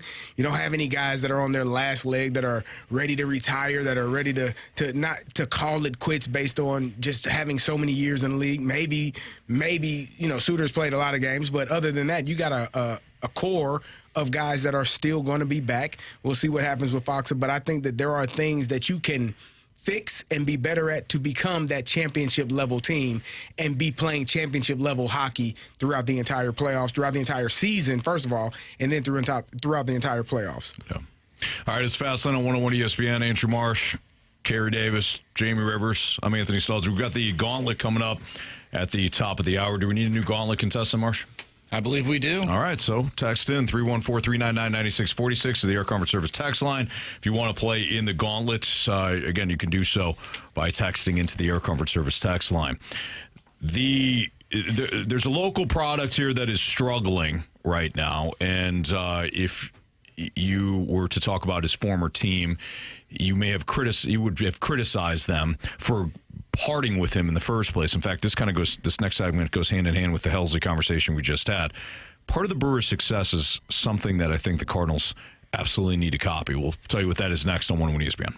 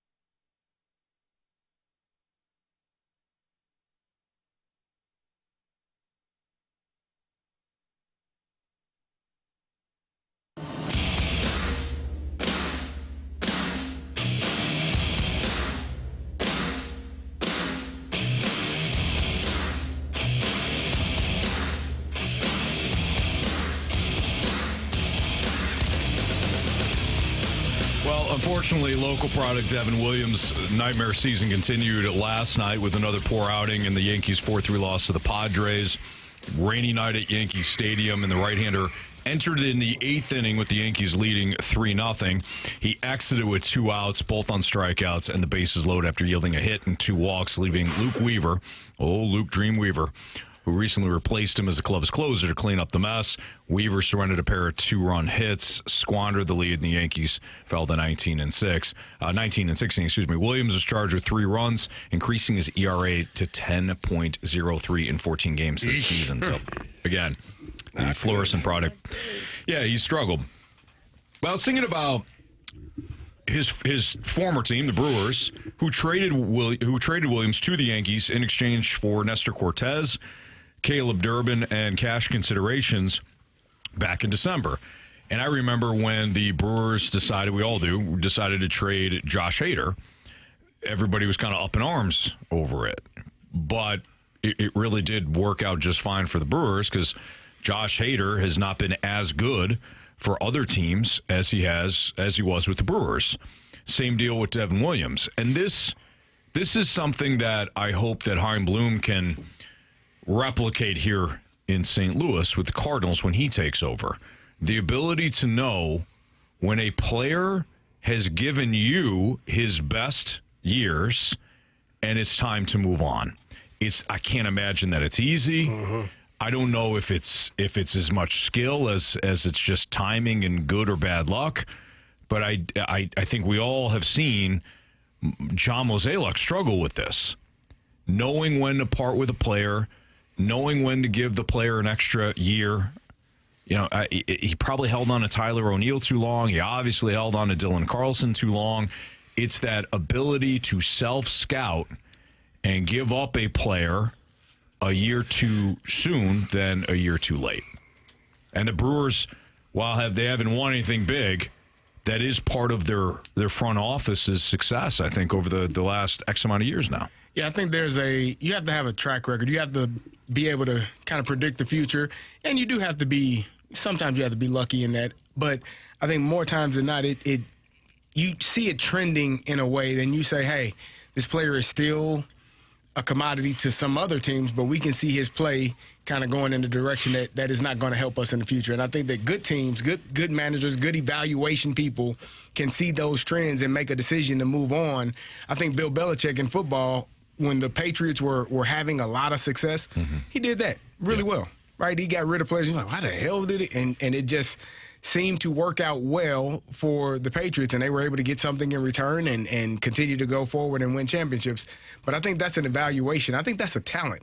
I do think a skill set is being able to evaluate play and say this guy is on the rise or this guy is on the decline or this guy is at this is as good as he's going to be. Mm-hmm. Like, we're not going to get much more from him, and we're either okay with that or we need to move on from that. But that is a skill set that some people have and that other people don't.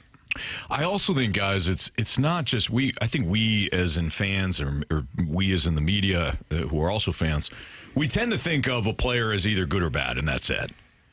But look at Nolan Gorman. Like it seems like a lot of Cardinals fans fall into he'll never pan out, he'll never be what I expected, so move on and cut bait, or still give him some time because he's young. Like that seems to be the only two camps. Well, what about this is what he is? Yeah. And do we need that? Can we use this? Because Nolan Gorman may never be a star player. Mm-hmm. And that, I think, to some fans is a huge disappointment because the Cardinals at one point hyped him up as a top prospect. Yeah. And, fans are like, Cardinals hyping up another guy. But if Nolan Gorman could be just somebody off the bench that hits home runs for you, or as I've often said, somebody that can hit eighth and just hit home runs for you, and you know what you're going to get out of him, is there value to? If not, move on. Mm-hmm. So I also think part of that evaluation that you're talking about, CD, and I think it's a great point, is this is what this player is. This is what this player is going to be, and what does he mean to our organization? Yeah. The Blues did the same thing today. Doug Armstrong was talking about, he was asked a question about, Radek Faksa. And he had said, look, I don't want to start talking about our actual game plan for the offseason because agents are going to start calling me saying, "Hey, I heard what you said. Yeah.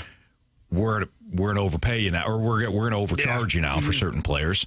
But within that, he was making a point about talking to his scouting department about what they have in the pipeline. And if they have guys that can fill certain roles where the Blues don't have to go outside of the organization. And I thought that was really interesting. I'm sure, and I know every general manager in every sport does this, but can you do it well where you don't have to go to market? Yeah. Which is exciting for fans, but it also means you might be getting somebody's leftovers.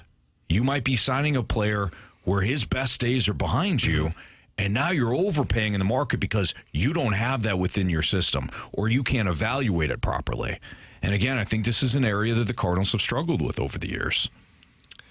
Yeah, I mean, I agree. You're going to build a team properly that way. You can fill in your team. You're going to build a team properly that way. You can fill in your team, there's no doubt, with guys like that. But if you're truly wanting to become a contender just within your own division, again, I'm not even going to go to National League or even World Series, you're going to have to get a little uncomfortable. Mm-hmm. And Army talks about that too. There's uncomfortable moments. Do you think Army was thrilled that all the signings he made in the summer and all that, like he had to start moving guys? P.O. Josef had to go. That didn't work out. You know, and just like Texier and Josef ended up competing with each other for the same spot on the roster rather than both being in the lineup at the same time. These are moves that Army made that, you know, he'll reevaluate in the summertime. But I don't think you can be so scared to make moves, but I also don't feel like you should be, you know, like John Wayne, the Wild Wild West, and just firing away. Right. But Army does have a knack for knowing, all right, this player, the team is no longer getting what we need. Yeah. And moving on. Yeah. Even look at Brandon Saad. Like he found a way to move on from Brandon Saad, whose production was not matching the contract, and he knew, thanks to Jim Montgomery coming in, that Zach Bolduc had a chance to add to the blue ceiling, and he saw that Zach Bolduc could replace Brandon Saad. Exactly, and you got another 8 years maybe, right, of Zach Bolduc. Like, I don't mean 8-year contract extension. I mean all of his contract. Like, you can hang on to him for an extended period of time. Whereas the Cardinals may have looked at that and said, well, you know, we're already paying the guy. Might as well keep him. Yeah, Carey. Why are you looking at him? He's a Dodger fan. I said the same thing about Michaelis. Oh. I didn't say they should. I said they will. That's all the same. Hey, my money. It's not wrong. Not wrong at all. It's just frustrating. I think Army has no problem cutting ties. Like, if you aren't reaching the level that we need you to be, then we can move on from you, and we can take a shot on a guy, Kasperi Kapanen, Jakub Vrana, Kevin Hayes. Like, you take a shot, you bring guys in that you think can help your roster, and it might be one and done. Okay, you know what? They didn't do well. Yeah. Got to go on. Got to move on to the next direction. Where I think the Cardinals probably overvalue the evaluation process that, someone said, or they evaluated this person as being this, and they're like, yeah, we're going to give them more opportunities. And maybe that's more so homegrown players, like players that they drafted, which you should. I think guys that you draft in any sport, if you draft a guy in the first round, Jamie, you know that guy's going to get as many opportunities as the law and the Lord will allow. Whereas if I'm an undrafted guy, you only get one shot. Do not miss your chance to blow. So, yeah. For that opportunity comes once in a lifetime. Yo. Well said. Lose yourself. Carey's. I know that was all me. Yeah, that was all Carey. Yeah. I prefer that one song that's stuck in Jamie's head. No, I'm not singing that. If you want to. Go ahead, Jim. I can save you. I can take you away from here. I don't know. Michelle Branch sings that song. It was on while I was on the treadmill at the gym today. I don't have my earbuds in, and it was playing, and I can't stop singing it. That's a really old song, isn't it? Yes. I would get in the car going home from the gym, and Ashley sits in. I'm like, if you want to. She's like, why are you singing that? I'm like, I don't know. It's in my cranium. And I got to the office. I'm like, if you want. Marshy's like, what the hell? Then I started singing the whole song. Then he started singing it. Yeah. You know all the lyrics, don't you? I mean, I don't know. I might know a few of them. It was a pretty popular Do you guys feel like a psychopath when you show up to the gym without headphones? Oh, it's the worst. I go home and go get them. Yeah. Sometimes I don't even listen to music on there, but I put them in so nobody will talk to me. Right. It's like on the plane. That's a Put them in pro and be move. like, yeah. I go right to sleep on the plane, so I don't. I'm closing my eyes. Put my headphones in. As soon as I get start talking to you. Oh, hell no. If you got on the plane, I'd be like, what are you going to play, huh? What do you think this bad boy is, huh? The worst is losing your iPod Shuffle at the gym. The worst is getting another one and losing that from one your on friends and never damn using it. Never. Your friends went out and bought you a brand new iPod Shuffle. Yeah. And it has not been used yet. There has been no music downloaded on the there. proper color for you. It's almost like he didn't even really want it. Yeah, what a jerk. Look, I'm a miserable you-know-what. And I know you are. Gave it to Killian and said, here, kid. No, I would didn't be give it to okay with Killian. that. You take it. I'd be fine with Killian. I'd like somebody to use it. It'd be nice. I'll use it. Killian was like, what's this, Dad?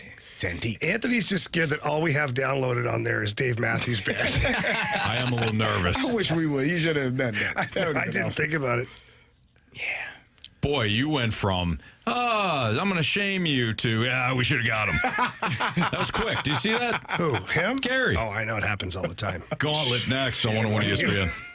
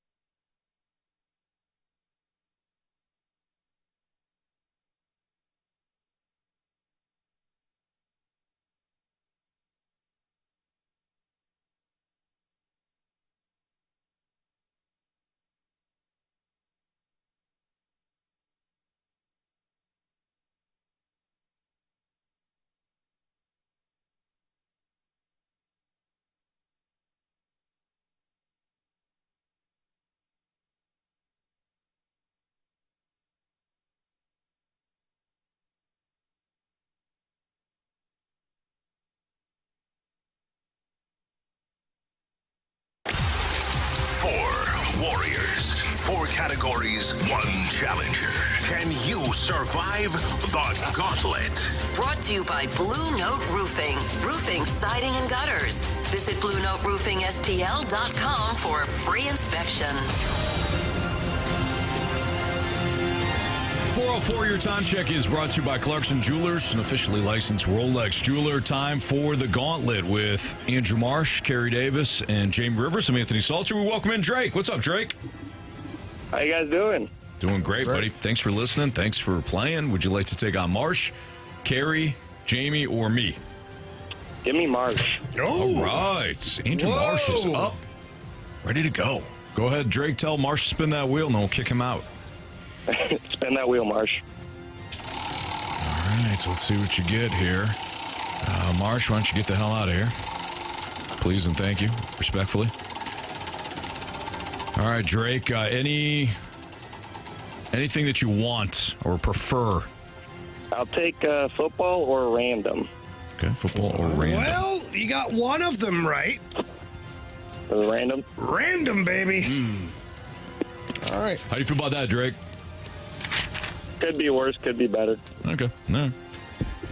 What? You're very even keel, Drake. I like it. All right, you're going to get 4 random questions, all worth 2 points unless you ask for the options. If you ask for the options, they're worth 1 point. Are you ready? Sure am. All right, question 1. Identify the country that entered the 2024 Paris Olympics equestrian competition as the all-time medal leader with 33 golds. I'll take the options on this one. I don't blame you. Germany, Japan, the United States. I'll go with United States. Final answer.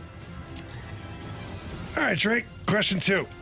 Since 2016, 10-time Pro Bowl quarterback Russell Wilson has been married to whom?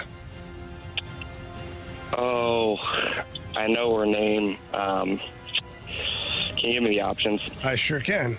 Is it Missy Elliott, Sierra, or Halle Berry? It is Sierra. Final answer. Question number 3. Earth Day is celebrated annually in the month of...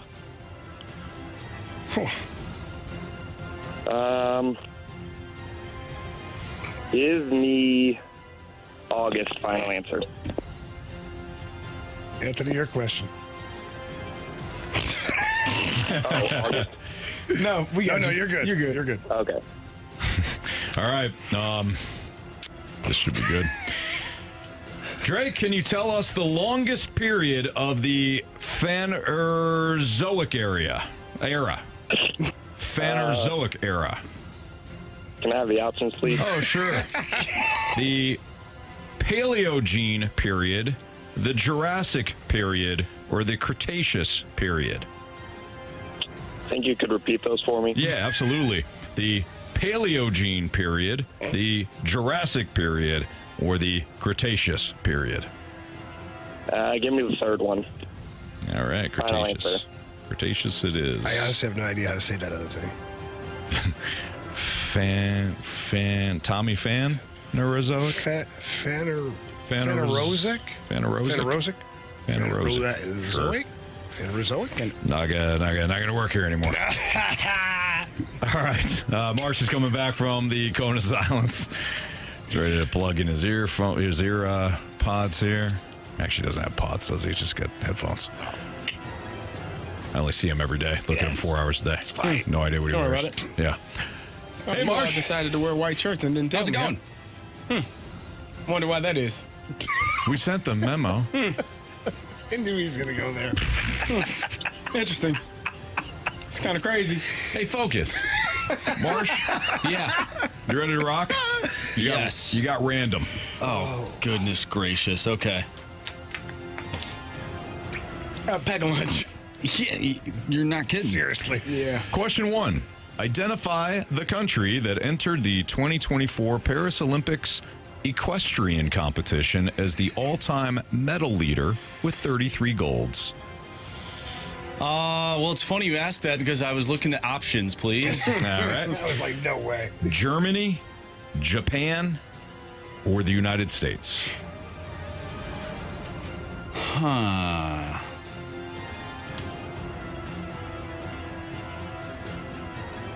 Wow. I have no clue. I feel like the easy answer would be the United States, right? I think this might be a trick question, so I'm going to go with the United States of America, Anthony. Final answer. We like our horses, don't we? Well said. Who doesn't? Question 2. Since 2016, 10-time Pro Bowl quarterback Russell Wilson has been married to whom? That would be Sierra. Final answer. Question number 3. He was at the Met Gala last night with his wife, Sierra. And so was Justin Jefferson and Joe Burrow and Jalen Hurts. Good to know. Yeah. Earth Day is celebrated annually in the month of Earth Day. Well, it's no Flag Day, I'll tell you that. No. So it's not June, right? Let's use the options. Is it August, April, or May?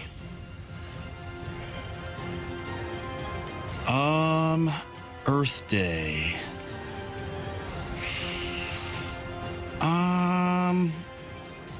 Yeah, I have no clue. Let's go with May. Because I feel like May, April showers brings May flowers. The earth looks pretty. We'll go with May. Final answer. All right, Marsh, here we go. Buckle up for this one. Can you tell us the longest period of the Phanerozoic era? Well, Anthony, fans have been around for a long time. Sports were made back in the Roman times, which dates back a long time. Yep. So there's been fans of all sorts of different sports, people, players, gladiators. No doubt. I'm going to take the options. Sure. The Paleogene period, the Jurassic period, the Cretaceous period. So can you ask the question one more time? Of course I can. Can you tell us the longest period of the Phanerozoic era? Okay. The Paleogene period, the Jurassic period, the Cretaceous period. Well, I don't know if that Jurassic period lasted that long. I'm going to go with the Cretaceous period because it reminds me of Uncrustables. And those things have been around for a while, and they're pretty good. So we'll go with that one. Okay. Guys, why don't we just start right there? Let's get out of the way. Can you tell us the longest period of the Phanerozoic era? Marsh took the options. You went with the Cretaceous period because, and I quote, it reminds me of Crustables, and I was a fan of Uncrustables. Come on, let's be The Crustables would here. just be bread. So I didn't quote you. You went with the Cretaceous period. Drake, you also went with the Cretaceous period. Correct answer is... It is, in fact, the Uncrustable Cretaceous period. Nice job, guys. You got a 1-1 tie. That away, Drake. 1-1 tie. Since 2016, 10-time Pro Bowl quarterback Russell Wilson has been married to whom? You both said Sierra. Correct answer is... It is Sierra. Sierra. But Marsh didn't need the options on that one. Wow. So Marsh has a 1-point lead now over Drake. Identify the country that entered the 2024 Paris Olympics equestrian competition as the all-time medal leader with 33 golds. Drake, with the options, said the United States. Marsh, with the options, said the United States. Correct answer is... Germany. Germany is the correct answer on that one. Germany. Comes down to this. Marsh, 3. Drake, 2. Last question. Earth Day is celebrated annually in the month of... Marsh took the options. He went with May. Drake, without the options, said August. I had a feeling. So if it's August, Drake wins. If it's any other month on the calendar, Marsh wins. CD, Earth Day is celebrated annually in which month? In April. Oh! What? Drake. You have chosen poorly. You lose. Not today. April 22nd just is happened, Earth guys. Day. You don't It just remember it? happened. You don't remember that day? I lock in. Nah. The Blues were playing, so, Are they playing that day? Idea. Yeah, the Blues were playing at the time. Yeah, it was. They were Winnipeg. Earth Day doesn't count up there. Oh, Yeah. okay. Drake, thanks for playing. Marsh got you 3-2 today. Sorry, bud. Well, Marsh, hope that makes up for the Blues loss. I mean, it not really, but it's good to know that you're a great guy, though. Yeah. That's true. He is a great You are guy. a great guy. There you go. Yeah. All right, Drake, we appreciate you. Thanks for listening. See you next time. Thanks, Drake. Good job, Drake. Nice job, You Marsh. sound a little mad at the end there. Oh, yeah, he's probably disappointed. Yeah. He ain't happy. No, I like that. Yeah. I like when someone leaves mad. Like, not because I want them mad, but No. I like the competitiveness. Absolutely. You know? Yeah. Wow, that was Good job, Marshy. something. Are you worried? Marsh, you did a really good job. Seriously. Nice job, Marsh. Yeah. Really nice job.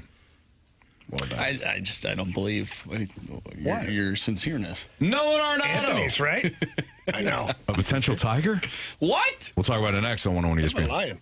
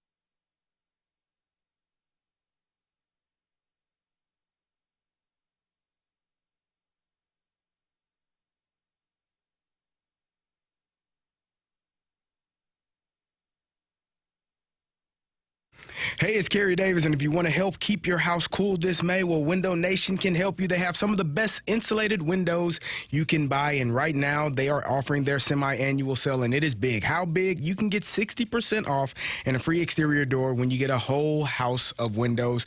Plus, you could get 0 down, 0 interest, and 0 payments locked in for 2 years, because right now financial security is a huge deal, and Window Nation wants to help you with that. And if you want even more, right now they'll give you 2 free Cardinal tickets when you replace all of your windows. Imagine getting some of the best windows you can buy for a lot less than some of the expensive guys. And unlike most home improvement company, Window Nation backs their products with a lifetime warranty. They have an A+ rating from the Better Business Bureau and over 45,000 customer 5-star reviews. You can trust Window Nation for quality and service, but hurry, Window Nation's semi-annual sale ends soon, so don't miss your chance to get 60% off, no entrance, no financing for 2 years, and free Cardinal tickets. Schedule your in-home estimate right now at 866-90-NATION or visit them online at windownation.com. That's 866-90-NATION or online at windownation.com.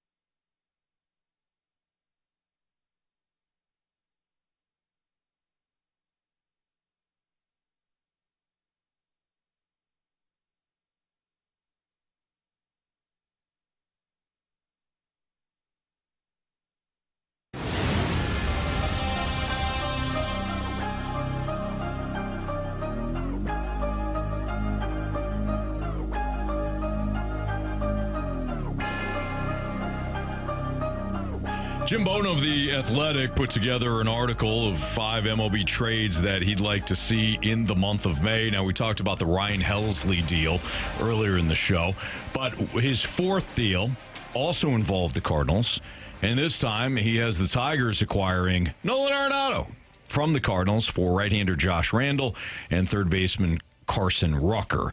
Now, the two names don't, look, they matter, but for our purposes, just understand that the two Tigers prospects would be low-level prospects. What the Cardinals ultimately, as Jim Bowden suggests, what the Cardinals would be doing was be opening up opportunities for young players such as Nolan Gorman. Perhaps a package of, as he writes, Randall and Rucker would work. Law ranked Randall, who's 22, a third-round pick in the 2024 draft, as the number 11 prospect in Detroit's system, and Rucker, who was only 20, was a fourth-round pick in 2023. Both players are currently at low A Lakeland. So again, let's not focus on the names. We're not intimate with the Tigers farm system. We have no idea what these guys are going to be. Right. So let's just look at it from this perspective. If Arenado would be willing to waive his no-trade clause, and the Tigers are not on his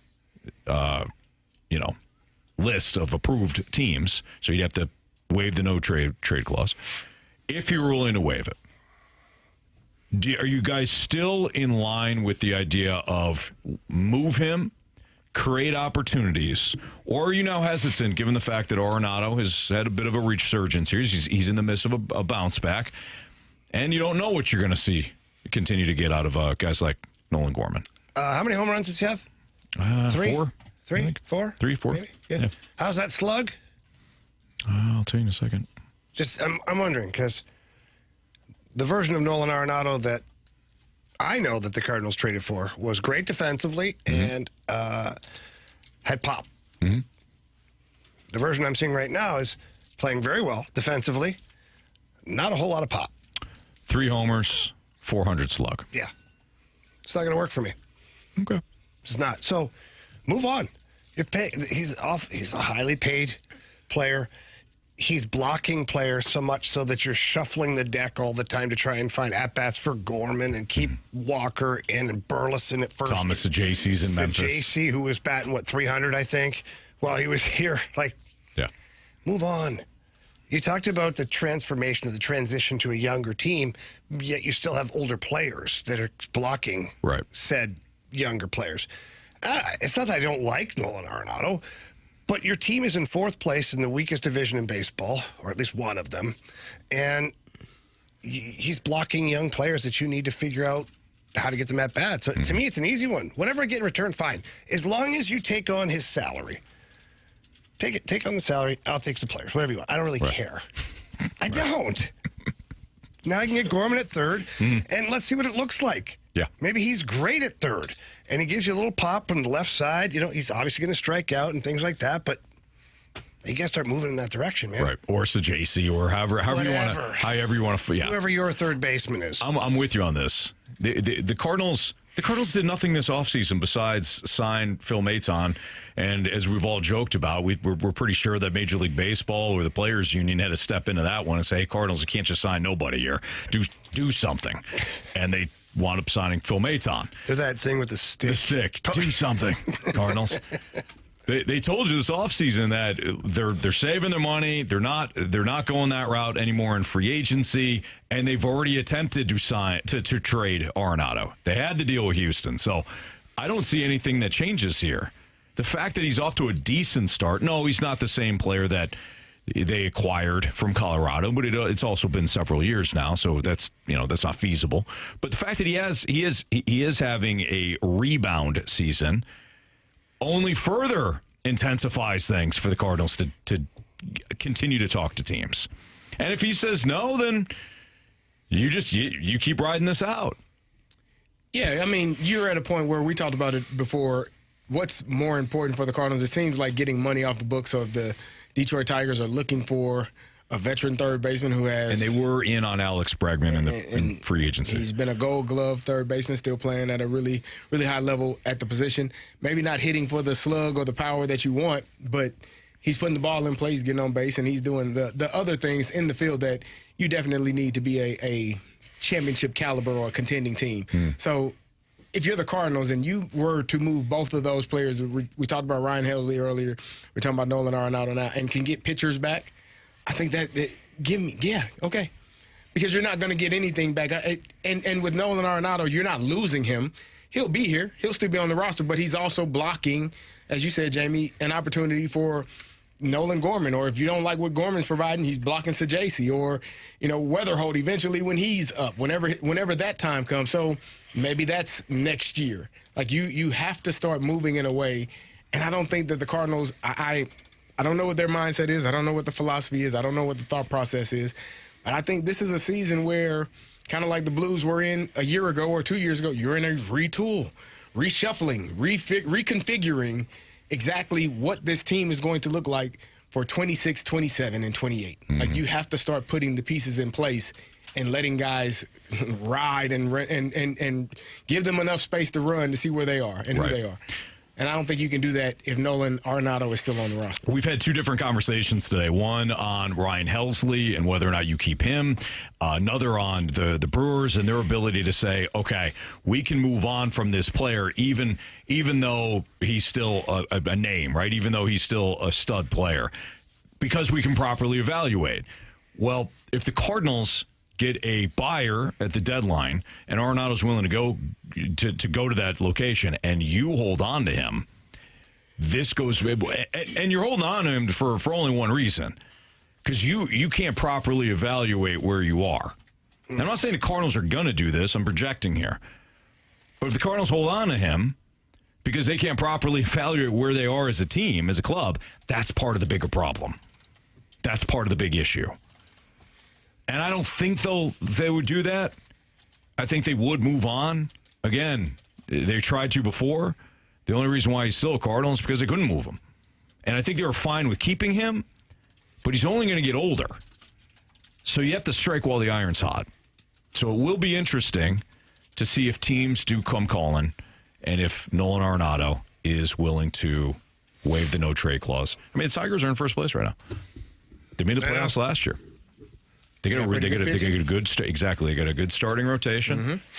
Jamie, as you know, Detroit's a pretty cool city to play in. And it's amazing. You would have an opportunity to not only win the division, but maybe make some noise if enough things break right in the American League. I mean, there really aren't the standout teams that we thought coming in.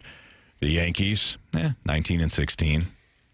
Their run differential's off the charts, but they had a couple of massive games. But the Orioles are 13-20. A lot of people had them winning that division, and rightfully so. I had them winning the World Series. Marsh is... I'm sorry, in the World Series. They got a ways away. Nothing for him? What? Oh, you called me mush earlier. What'd I call you mush for? The Battlehawks. Oh, because it's his fault. He hurt people, Marshy, so now I got to do it to you? Yep. Because Anthony said so. That's it's your correct. fault that they're 13-20. Oh, no, darn. Seem really banged up about it.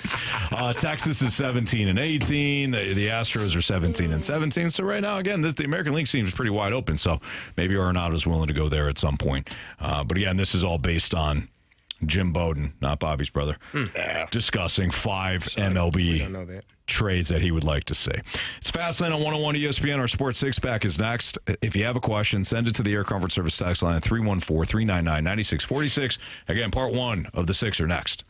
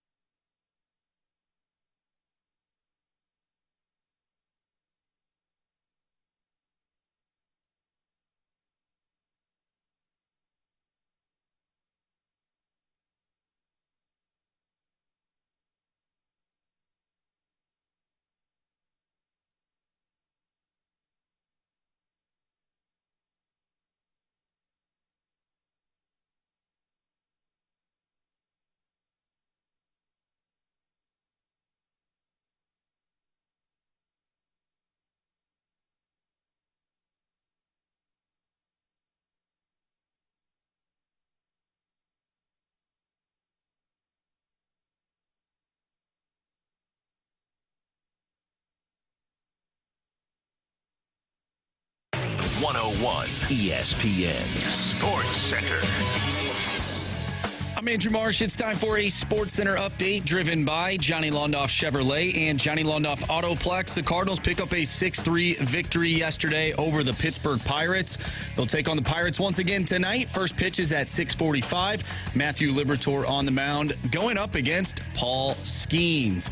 If you have missed anything from today's show, including our interview with INDYCAR driver Josef Newgarden, make sure you go to 101ESPN.com or check out the free Dobbs Tire and Auto Center's 101 ESPN mobile app. Just head to the podcast page and you'll find all of our full shows and all of our interviews, and it's all brought to you by the Schaefer Door Company. Speaking of interviews, we'll talk with Joe Vitale at 5:15. But coming up next, we have our Sports Six Pack. So get your questions in to the Air Comfort Service text line 314-399-9646. Part 1 of our Sports Six Pack is next. I'm Andrew Marsh, and this Sports Center update is driven by Johnny Londoff Chevrolet and Johnny Londoff Autoplex. See them at londoff.com. Chevy, together we drive. Are you kidding me?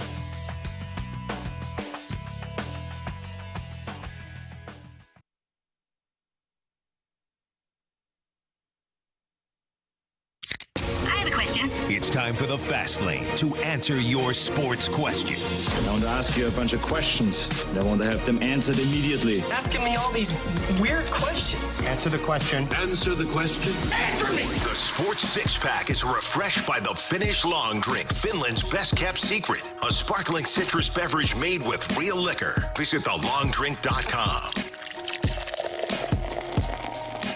All right, time for the Sports Six Pack, Part 1. Here in the Fast Lane on 101 ESPN, 314-399-9646 to the Air Comfort Service text line. So if you have a question, send it in. Marsh, go. Question number 1.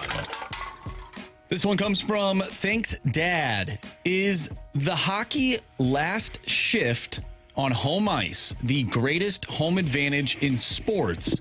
Even baseball, you can't put your players out exactly when you want to. What do you think is the most or the greatest home ice advantage in sports? You think it's hockey?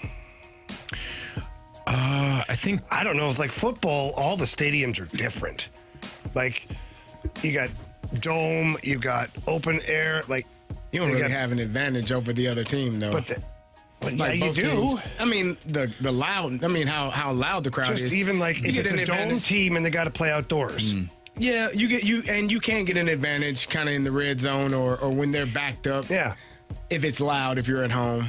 But I think college basketball still has the best home advantage because they've literally done studies about the rims being different in different places. Really? So yeah, I mean same size and everything, but like the way that the ball bounces off the rim and different hard courts, right? Yeah. So I think that's backdrop too from your peripherals, but like that depth perception. Depth perception, the aesthetics. Yeah, I mean, last change is a nice advantage in hockey, but I don't know if it's the best advantage. I don't know. I don't think that last in extra innings. Like if you know the team didn't score in the top of the inning, when you get the ghost runner, you can need one run. Like that's an advantage. You can bunt them over and so is starting first on defense in overtime in college football. No, you know. Is that a coin flip thing or is that it's a coin flip thing? Yeah, that's not really being home. No, but if we're talking about advantages, that would be an advantage because you know exactly what you need. You know, whether it's a touchdown or a field goal.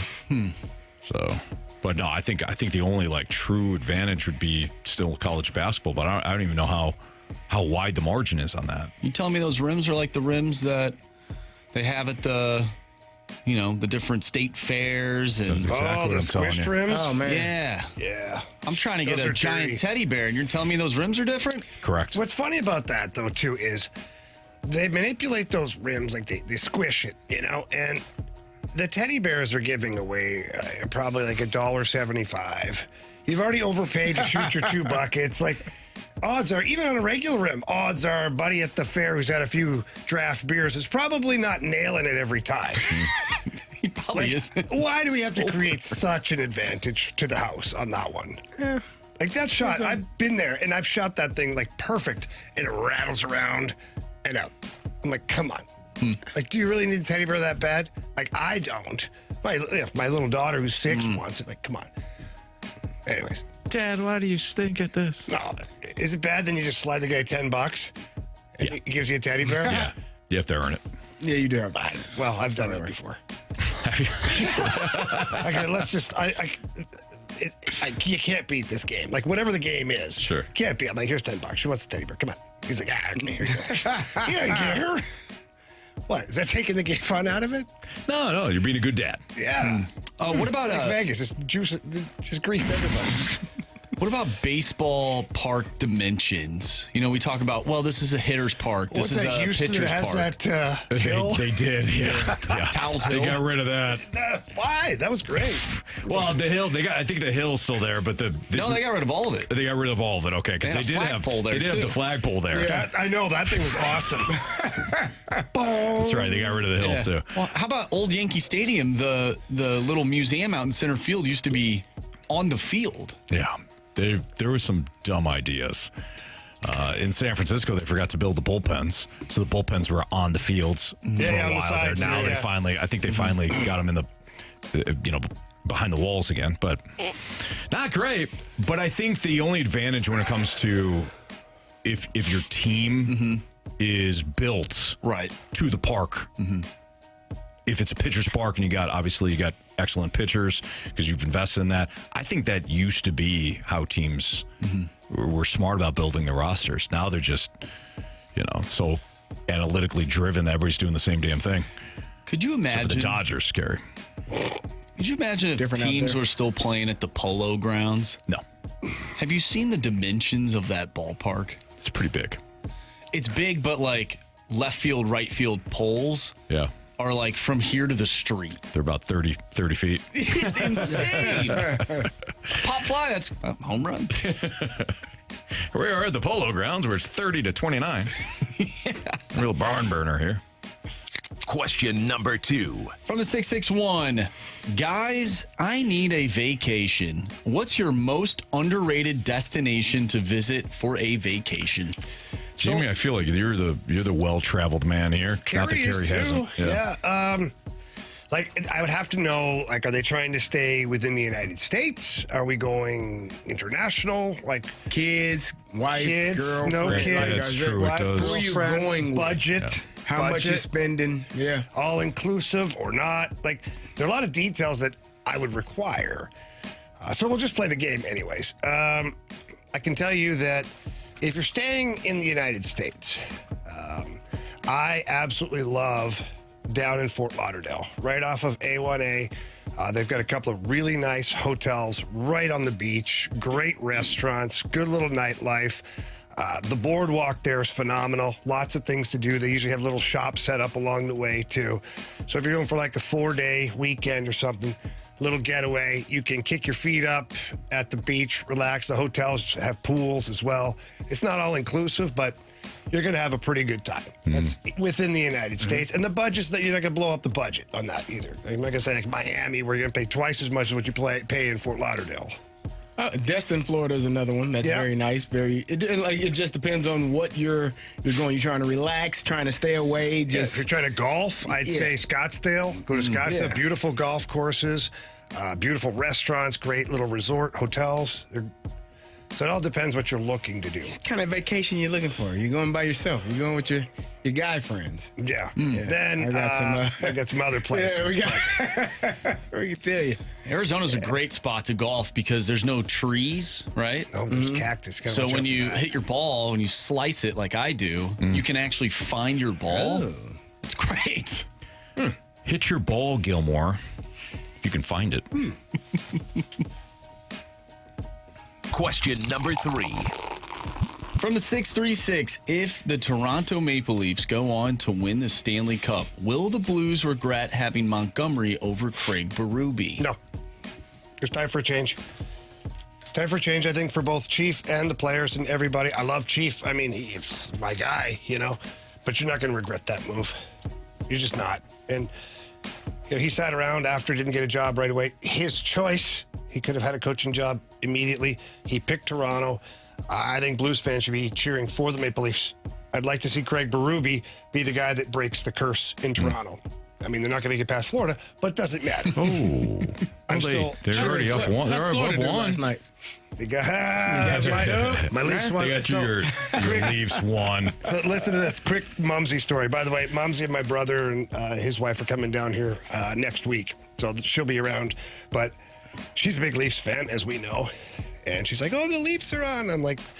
Or 2 days ago, the Leafs are going to play. I'm like, they're going to get pounded by my Panthers. Oh. And she's like, that's not very nice. And she gives me like a it's your mother. Screw you face. Mother's Day Sunday. And then yesterday, I told Ashley, I said, got to turn the TV. I got to see how my Leafs are doing. Ashley goes, what? Your Leafs? She goes, what are you talking about? I said, I bet on the Leafs tonight. I said, yeah, because Marshy took my bet, so to spite him, I took the Leafs. So she gets on. She pulls out her phone and like videotaping me. Who are you cheering for tonight, Jamie? And I'm like, oh, like the Leafs. Why is that? You know, sends it to my mom. And my mom like video chats me. What do you mean you're cheering for the Leafs? Yeah, it is. I'm like, I'm like, just one game.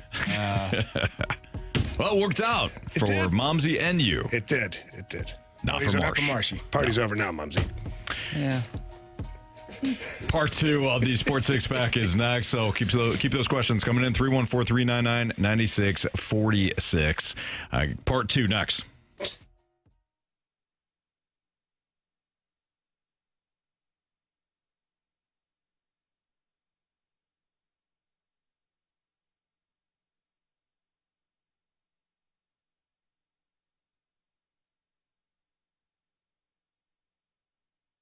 All right, St. Louis, beautiful sunshine. Springtime is here. You're probably looking to sell your home at some point. If you're choosing to sell your home, please call Gloria Lou with your home sold guaranteed realty. She understands that at this time of the year, it's going to be flooded with places that are getting on the market. People try to be the first one to market and take advantage of maybe multiple offers and lots of heavy traffic to their listing. So you have to be with someone like Gloria Lou who knows how to do this stuff. She knows when to list your home, and she also knows exactly what to list your house for as far as the price is concerned. If you overprice it, you're going to sit on the market and then people get disinterested with your property. You need to be right in that perfect target zone, and Gloria Lou can do that for you. Gloria Lou also has a database with thousands of ready, able buyers, and that directs traffic to your listing as well. Hopefully, multiple offers and ultimately more money for you. So if you're looking to sell your home, if you're serious about selling your home and you want it done quickly and the right way, call Gloria Lou. Tell her Jamie Rivers sent you, and her number is 314-325-6888. Again, that number's 314-325-6888, or you can always visit GloriaHasTheBuyers.com.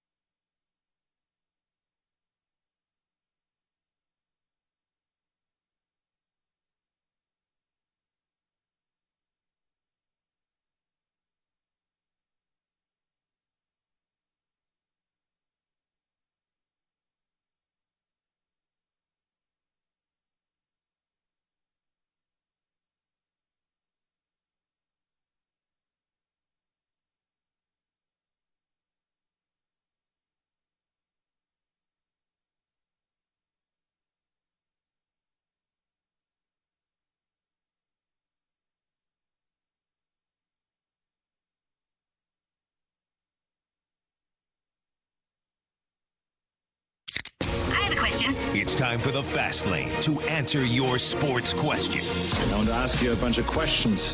I want to have them answered immediately. Asking me all these weird questions. Answer the question. Answer the question. Answer me! The Sports Six-Pack is refreshed by the Finnish Long Drink, Finland's best-kept secret. A sparkling citrus beverage made with real liquor. Visit thelongdrink.com.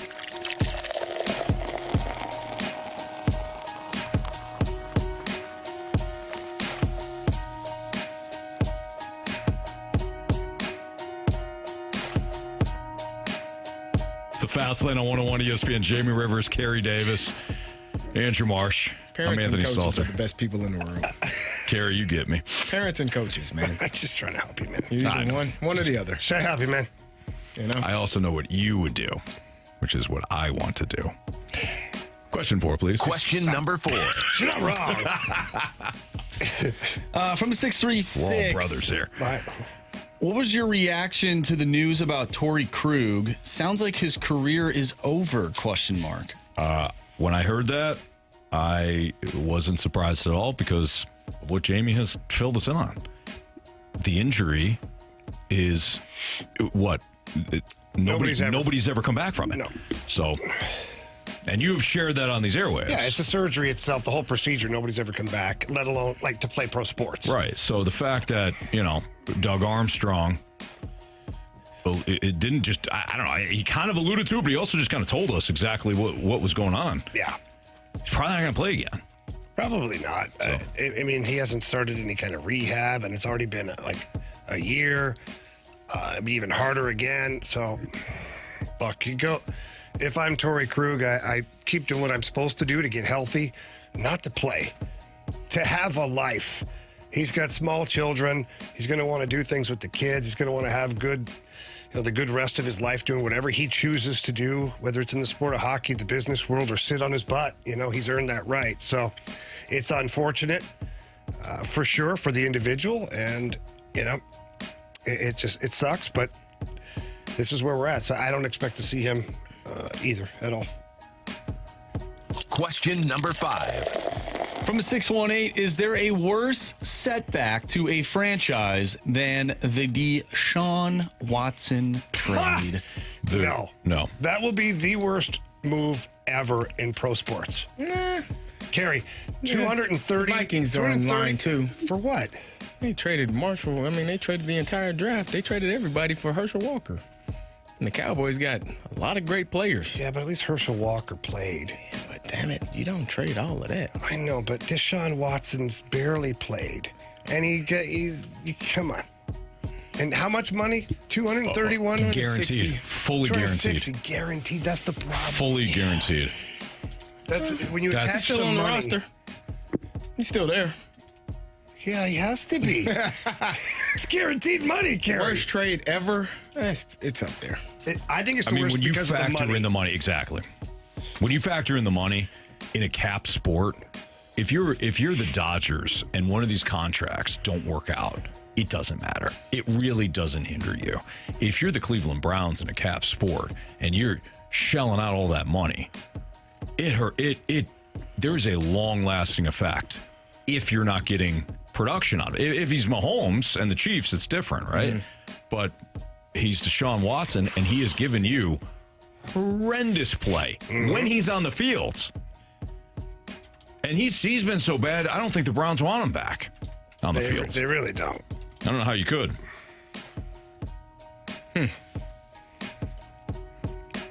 Maybe there's a worse trade, but not when you factor in the money. Well, the money and the baggage, man. The baggage that comes with that guy, too. Like, the Browns put their neck on the line because of his reputation and what he went through and all that other stuff off the field. And not only did they go acquire a guy with a shady past, they gave him the most guaranteed money, and now he can't even play. Like, all of the things combined is an absolute disaster. It's a disaster. So Jordan just said Anthony Rendon might be out. That was a free agent signing. It's pretty bad. I'm not saying it's not bad, but that was a free agent signing. It's a free agent signing, and there's no cap in baseball. Now, the Angels have a budget, but we know that the Angels can spend money. We've seen it before. So I agree, it's a horrible signing, but I still think I'm with Jamie on this one. I don't think it gets much worse than Deshaun Deshaun Watson. You know what's also up there? Not a trade, but a signing. Kirk Cousins to the Atlanta Falcons. Are you sure about that, though? It's pretty bad. Not when you drafted Michael Penix, first round. Did you see the video of the Eagles draft room? Yes. When they were, They're like, they gave up what? They did what? Yeah. No wonder nobody's taking our calls. Right. They're offering up everything.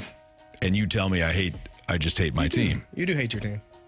Howie Roseman of the Super Bowl winning Eagles, who has built an absolute, every draft of his is great. He is saying they overpaid for the Pierce pick. That was like when I came in and I told Jamie, hey, I'll buy your $1 and I'll give you $10. That's what the Falcons did. The New Orleans doesn't make any Saints sense. traded a first, third, fourth, fifth, sixth, and seventh round pick in 1999, along with the first and third round pick in 2000. That was for bad. one player. Yeah, Ricky Williams. Ricky Williams. That was bad. That's pretty damn bad. Ricky did They have just were some okay seasons, but they didn't want to do it. They didn't want to work.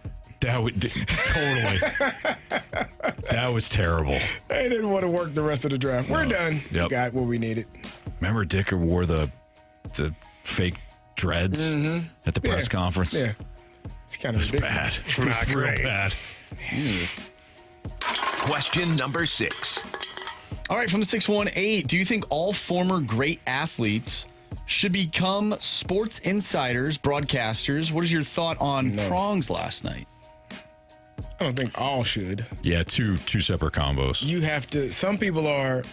Just because you're great at playing the game doesn't mean you're great at analyzing or breaking down or explaining it in a way that people can understand. You have to be able to explain it not at a high level or a nuanced level, but at a level that a 5-year-old could understand if you're explaining the game to them.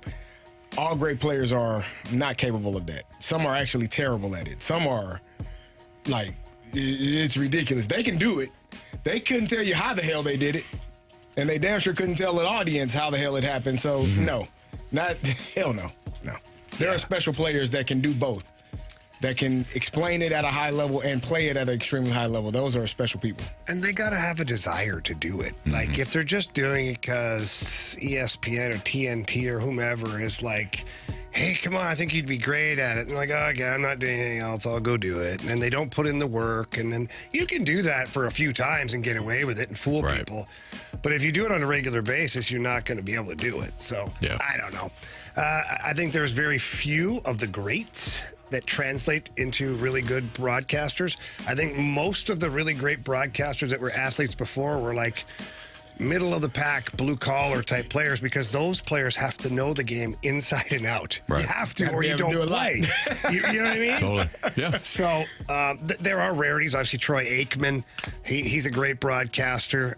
Tom Brady, I thought he started out fine, but he got really good near the end just by dissecting the play.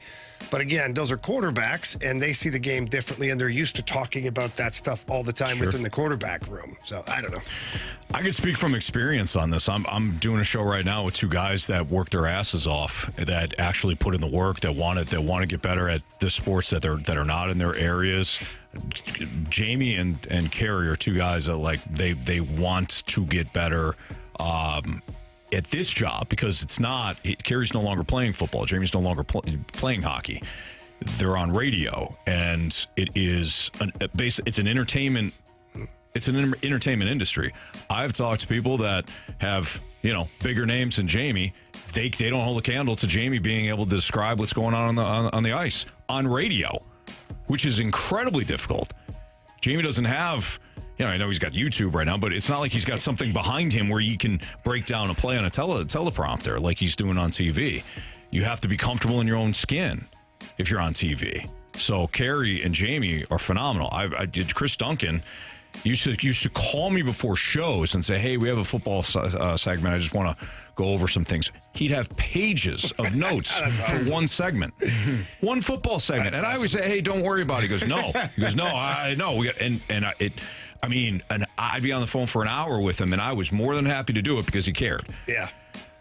I've worked with other athletes, won't bring up their names, that put in zero effort And it was, I had one guy tell me, one former baseball player in this studio look at me and say, yeah, I've always wanted to do this. I just get paid to talk sports. I go, oh, yeah, it's a fun gig. Absolutely. I'm like, how much are you up on like the Cardinals? And he goes, I haven't watched a game all year. Believe it or not, that was a horrible show. I went down to the program director and said, listen, not willing to put in the work. I don't know what to tell you. Yeah. So to Jamie's point, not everybody can do it because it is a completely different field. Mm-hmm. Some guys want to do it. Some guys want to put in the effort, and some don't. Thank you, Anthony. Yes. Thank you, Anthony. I meant every word. Appreciate that. Are we done, Marcia? Was that 6? Okay. All right. It's Fastlane on 101 ESPN. Even though the Blues are finished, are you still disinterested in the Cardinals? Or are they starting to pique your interest? 3-game winning streak, boys. You got that text last night, didn't you? No, Marsh did. That you up text. By the way, I want to clear something up really quick. Yeah, go ahead. Because when you say player to remain nameless and former baseball player, people are like wondering if you're talking about BT.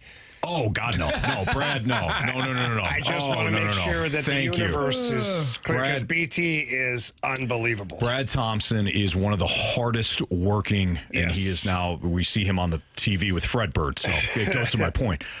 Brad Thompson is one of the hardest working individuals you will ever meet. Oh, man, no, Brad, I was honestly chomping at the bit to also compliment Dunk that I didn't mean to overlook Brad Thompson, but no, not Brad at all. I just want to make sure because people are like trying to jump to conclusions. No. Brad is one of my dearest friends. I mean, our families. Oh man, Brad has earned everything that he has received, including the Cardinal gig that he currently has. No, Brad is not who I was discussing. I wouldn't have done another show if Brad was like that. This is a player that, and I appreciate you bringing this up. Yeah. This was a player that did not. He did one show. Yeah. It just didn't work out. And he's not the only one, sadly. All right. It's Fastlane on 101 ESPN. Again, we'll talk about where the interest level is in the Cardinals, even though the Blues are done. Talk about that next on 101 ESPN.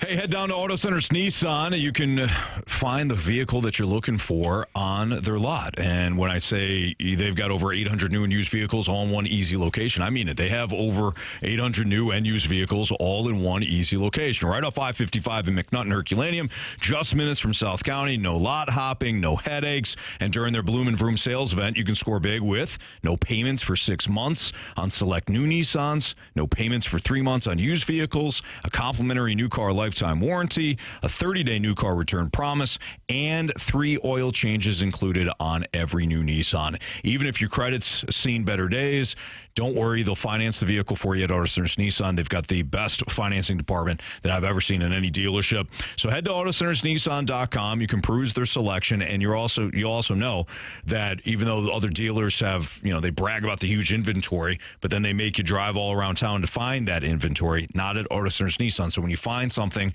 at AutoCentersNissan.com, they will have the vehicle for you in Herculaneum. Tell them Stalter sent you. It's Auto Centers Nissan, where the inventory's big, the savings are bigger, and the nonsense is nowhere to be found.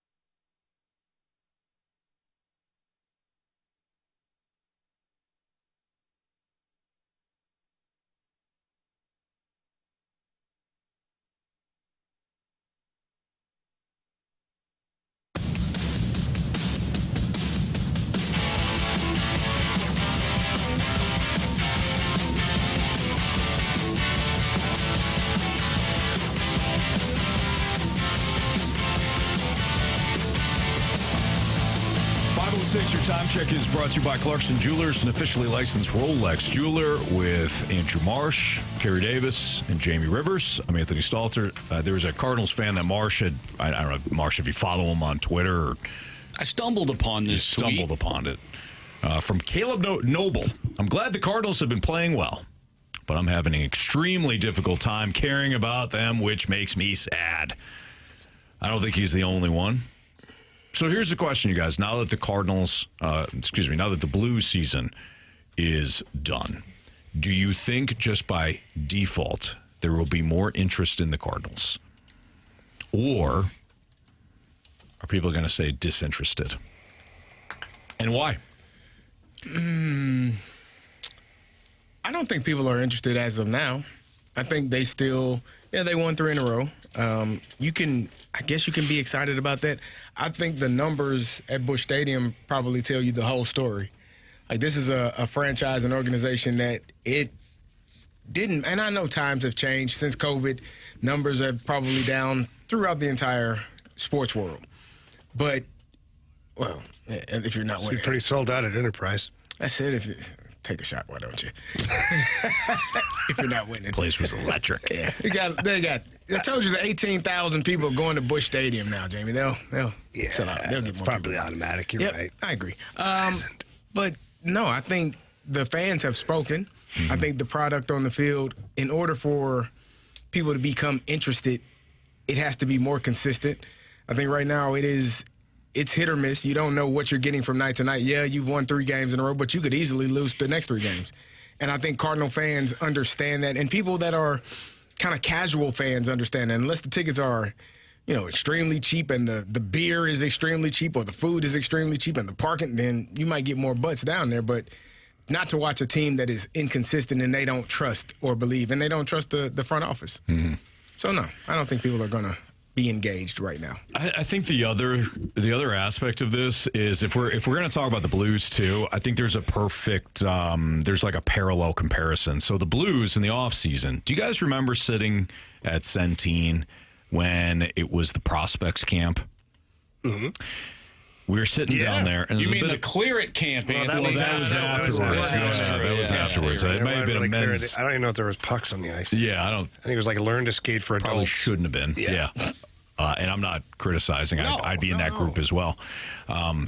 But there was a buzz surrounding the Blues at that time, and then when the start of the season came, there was a big buzz. You had this feeling like everybody was super hyped about the Blues. And a lot of that had to do, in my opinion, with the moves that Army made in the offseason. Philip Broberg and Dylan Holloway. Now, if it was just Radek Faksa and Matthew Josef, I don't think you create that buzz. But and those 2 players wound up being excellent signings, don't get me wrong, but they weren't big. No, but names. I understand what you're saying. So they made those moves. Yeah, P.O. Joseph. They made those moves with the Oilers. We all got excited. Fans got excited, and you entered the season with some high expectations. I get what you're saying. So now you go to the Cardinals, and there was no buzz. And I will continue to say this. I don't think the Cardinals, with where they're at, should have gone out and signed somebody for 4 or 5 years just to satisfy the fan base. They've done this, and it has backfired. So I agree with the approach that they're taking. But you created no buzz. You basically said, kind of a transition year. We'll see what happens. I don't know. We're going to evaluate. And people are not interested. Well, basically, that's exactly what and people are like, cool. Basically, yeah. Let us know when you're trying. Exactly. So we're cool with it. So just let us know when you're going to try again. Right. So now this is the this is the fallout. So you're right. Is if nothing else, even if Holloway and Broberg had just been average at best players this year, people were still like, whoa, did you see what Army did? Yeah, wow. Nobody in the history of the game has ever done that. Even if they came in, instead of Holloway being a 30-goal scorer, if he was a 14 goal scorer. Broberg, instead of playing, north of 20 minutes every night, if he's played 15 minutes but showed some promise. People are still excited to see what they looked like. Who are these players? They didn't really know who they were. They didn't see them play a lot or at all for that matter. It created interest around the team, not just here in St. Louis, the entire NHL. People are like, what the hell did Army just do? Right. And it was a storyline. It was a storyline. So no matter what, you were going to go to training camp, you're going to check out the preseason, you're going to look at the first, 10, 12 games, and then from there you're going to try and figure out if you're really interested or not. The Cardinals didn't do that. You're right. Yeah. They didn't. And whether they weren't able to, I know you can't offer sheet guys in baseball. I get it. But something then. Then they should have rallied around McGreevy. McGreevy's absolutely going to be in our rotation. You're going to see him every 5 nights. Give me something to show up. We're going to turn to the we're going to do everything with the youth. Steven Matz is going to the bullpen, and Matthew Liberatore is going to have a spot in the rotation, and so is Michael McGreevy. Yeah. And this is what we're doing. Check it out. So now you got Liberatore you can check out every 5 days, McGreevy every 5 days. Before you know it, fans are showing up more often than not to check out your bold moves. Yeah. And then it's what you do with it from there. Your team might actually be better. I agree with that. Yeah. If you had Miles Michaelis and Steven Matz in the bullpen, probably two arms. They are veteran pitchers. They have done a great job. And you had... Or in Oakland. Wow. Well, sorry. That was harsh. Sacramento. Is that where they are? Nobody knows. They actually have a winning record. It's just the Athletics of California or Nevada. The Athletics. The Athletics of the United States of America. Yes. We got a text from It's Your Boy Fuzz. Hey, Fuzz. Let these fair weather fans miss out. I had a blast at the 4 Cardinal games I've been to. I feel like there's a section of the fan base that just wants to see this team play baseball because they love the game of baseball and they love their Cardinals and they're willing to go through these peaks and valleys that we've been through these past few years. And, I think that says a lot about that type of fan. I think it also, I personally don't blame anybody for not being interested in this team. The Blues, and to Jamie's point, the Blues missed the playoffs 2 years in a row, but there was some sort of buzz around the team where there was a belief that this team would get better. I don't necessarily think that same belief is there with the Cardinals. I think there are pockets of this team that look good at points in time throughout the year, and you're like, man, I can see it. Yeah. But they're not putting it together as a team. So they're not having the team success that they ultimately want and that the fans ultimately want. Right. So I get it. It's understandable. We get a question, though, from the 636. Do you think it falls on the fans for setting their own unrealistic expectations for the team over the last few years? On the fans for wanting the team to be good? No, just setting expectations. The way I'm reading this is, or listening to it, is that it's too. The people that set the expectations too high, being disappointed, and therefore it's them. But I don't know. Whose expectations were high for this team? Like I said, I'm just gathering. I'm just asking a question. There were some nobody. people. I would say that the team itself, the organization itself, set these expectations for 15 plus years. So our expectations of this team is to put out a competitive ball club each and every year to develop players at the minor league level. So when they come to the majors, they're ready to go. Right. We've seen this for the last 15 to 20 years. And now they themselves have gone away from that. They have nobody to blame but themselves for setting their own expectations. That's Cardinals baseball to this generation. Okay, so should they set lower expectations like they have? No, the expectation should be to be a competitive team, and what they haven't done. And yeah, does that look like a playoff push? Maybe it does. I think it involves entertaining baseball. Mm-hmm. And at points throughout the last few years, we have not seen that. We've seen the fundamentals go away. That's been a staple of Cardinals baseball over the past 20 years. And we're not seeing that right now. And fans in town aren't dumb. They know what it looks like to be a great team or even to be a competitive team. And they haven't done that. All right, we're going to get to Joe Vitale. We'll talk to him about his thoughts about how the season ended, about how the way the season ended for the Blues, and some of the press conferences and stuff that happened this morning. Joe Vitale next on 101 ESPN.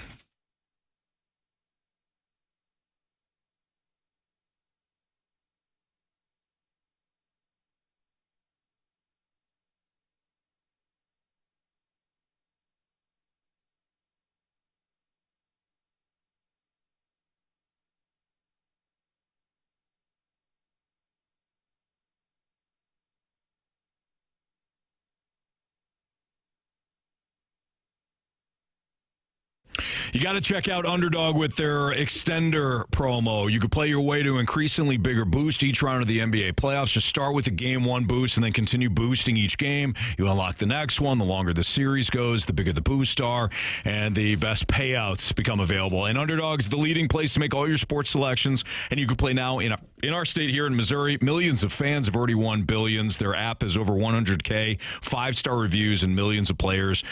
It's easy to play, too. It's a lot of fun. You just select a player in an NBA or NHL or football game that you're looking at, soccer, whatever you like to play, and choose whether or not they're going to go higher or lower on their stats. So you can choose a basketball game and a basketball player to go higher on points or lower on rebounds. Whether it's hockey, you can choose points or goals if you want, assist. It's all available at Underdog, and the best part is you can actually mix and match. You don't have to just stay with the NBA or just the same game. You can go with the one player from the NHL, one player from the NBA, one player from Major League Baseball if you want. You get paid off of your hunches, and once your entry feels good, you can play for as little as $1. You get everything right, you could win up to 1,000 times your money. So head to Underdog or download the Underdog app. Sign up with my promo code Anthony to unlock a special offer of up to $1,000 in bonus cash when you make your first deposit. Again, that promo code is Anthony at Underdog. Must be 18 plus or 19 plus in Alabama, Nebraska, and present in the state where Underdog Fantasy operates. Terms apply. See assets.underdogfantasy.com/web/extend.html for details. Concerned with your play, call 1-800-GAMBLER or visit www.nsbgambling.org.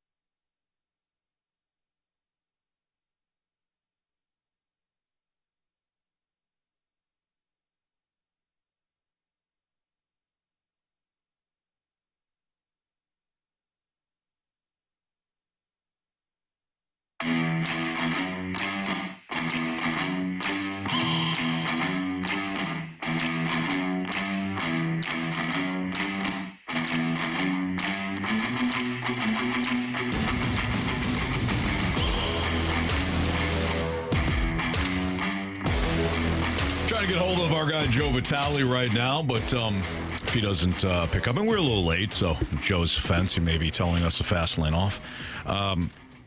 Joey's got a sick bird right now. Oh, no, that's not good. Yeah, I forget what kind of bird it was, but it was around the house, and Joey's got a golden retriever, and apparently the golden retriever got a hold of the bird. Oh, no, really? Yeah, he had his little paws all... His little foot is all mangled, and the wing is... no. It's got like one feather left. Oh, man. This is not the same bird that you gave Carey, right? No, I gave Carey a way different bird. Gotcha. Oh, boy. Yeah. But, so Joey might be tending to his bird. He's called it Tinkerbell. They named it Tinkerbell, then found out it was a boy after. Oh. So they said, well, we're going to ride it out anyways. So we'll have to ask Joe about his bird, or if we... Okay. If we get a hold of him. Yeah. Well, if we don't, then... I got a question for you guys, actually, from Joey Vitale. I have a question. I think, I don't know if I asked you guys this or told you this before. Joey, he comes up with some weird questions sometimes on the road. And we were on the bus, and he was talking about how he loves the smell of the penguin house at the zoo. Mm-hmm. Yeah, no. No, okay. I don't.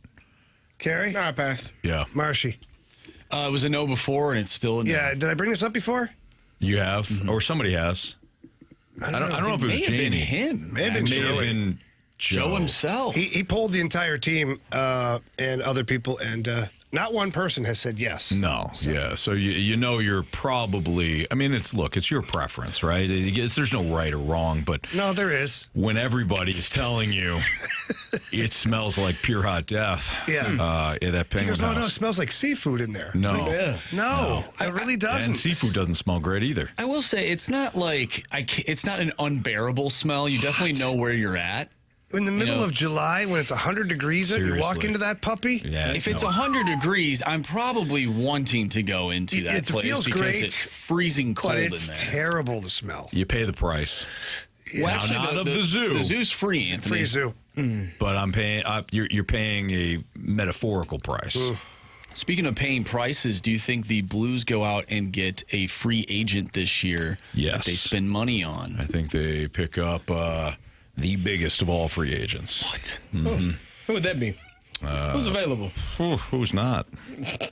No, I don't think they make a splash. I think they continue to add areas of need. Now, one of the big takeaways that I had today from listening to Jim Montgomery and Doug Armstrong, not only their season-ending press conferences, but also on BK and Ferrari, and the guys did a great job having Army on today, was they're no longer, and Doug Armstrong said this almost verbatim, they're no longer in the re-whatever period. They're not retooling. They're now in a spot coming off of this playoff run that they're a contender. They're going to add now. And he said trying to build a hockey team is like trying to turn around an oil tanker in the middle of the ocean. It takes some time. Well, it sounds to me that they've got that oil tanker turned around. It's in the direction they want to go. And now they can add. But I don't know if that's necessarily, like sometimes I think fans are like, well, you're a contender now, so you better be spending a lot of money.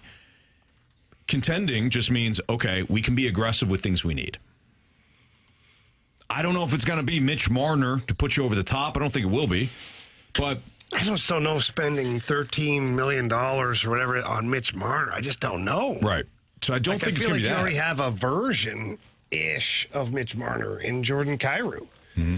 Like, is Marner a better player, like point-wise? Yeah, he is, but he's still a perimeter-type player. It's not like you're going to get, if we're talking about getting to the inside and those playing physical offensively, Mitch Marner's not your guy. Mm-hmm.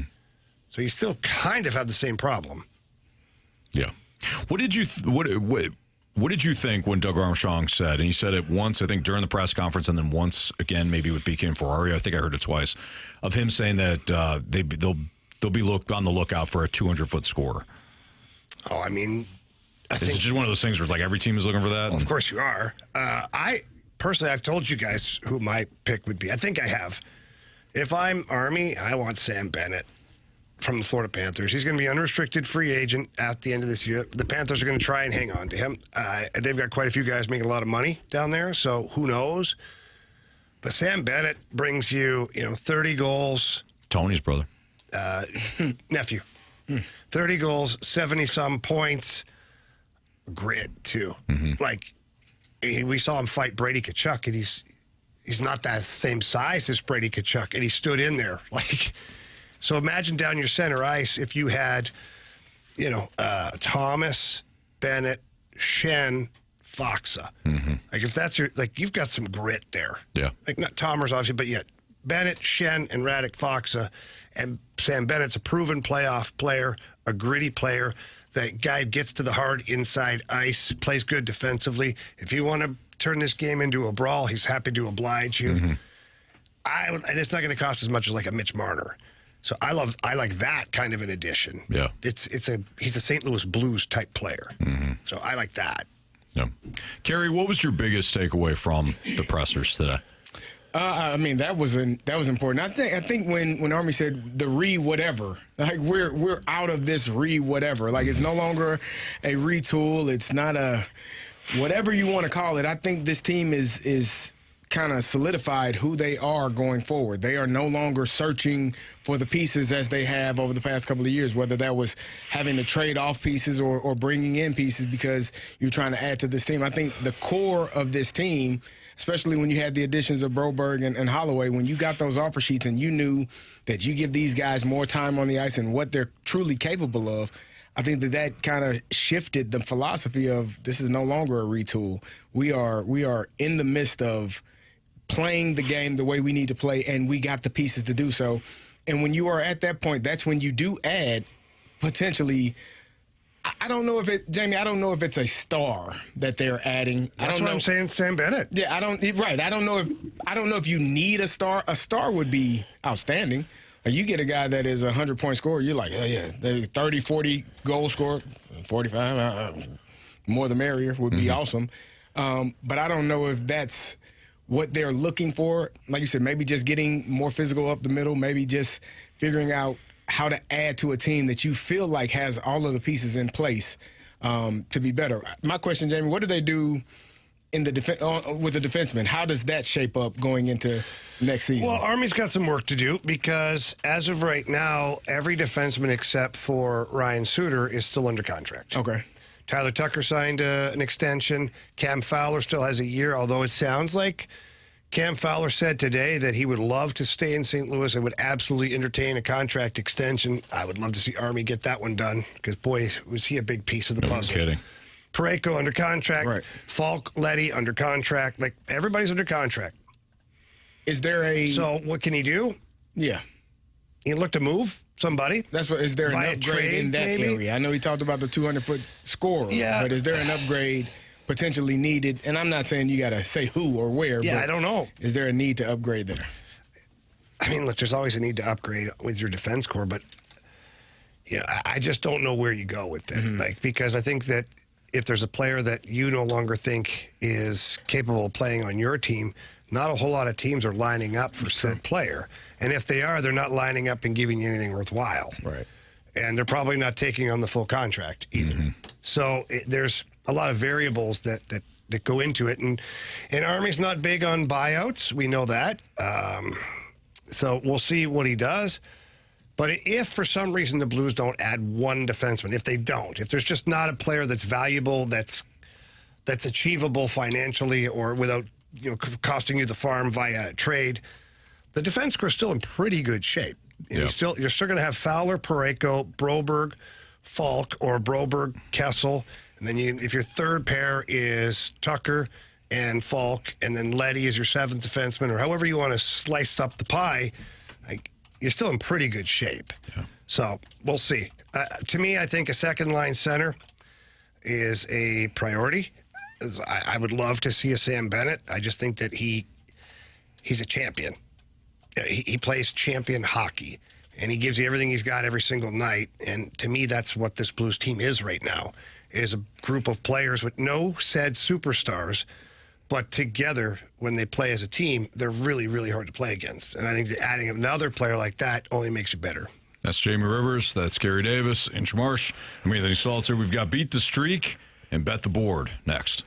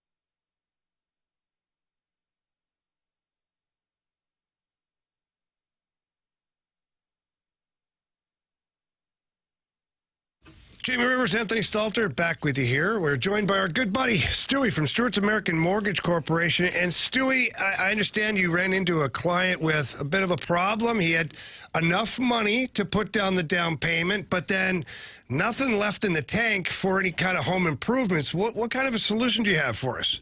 Jamie, this ESPN listener calls and say, hey, I want to buy a home. I want you to do the mortgage. I want to put 20% down so I don't have to pay that nasty thing called PMI. But if I put all that money down, I'm going to be in a situation where I don't have any money for the new kitchen and whatever else I want to do with the house. So what we did with him, we had him put down 10%. So he put down 10%, and he had the PMI. He did all the work, and then 2 months later, he asked for an updated appraisal. It showed the house being worth so much more because of the improvements he made, and we dropped the PMI for him without doing everything. So you got to be smart how you structure it. We got him in the house. We got him in the house in 12 days. Less money down, got the PMI eliminated within 3 months. He's way ahead of the game. I'll tell you how you can be smart. Just pick up that phone and either call or text Stewie on his personal cell phone number at 314-324-4440. Again, that's 314-324-4440. That's how you can be smart, because Stewie is there to help. He's ready to go. He's local, so he wants people that listen to the show, call him up, and give him a challenge. Give him a problem, because he loves helping our listeners out with something that could save them tons of money over the long haul, or get them into their dream home, or any situation. Maybe you got some debt and you want to figure it out and consolidate it. Great. Stewie's your guy. And if you can't remember that phone number, Jamie, you can Google the bagel loan. Thanks, Stewie. Have a good night, guys. NMLS number 226715.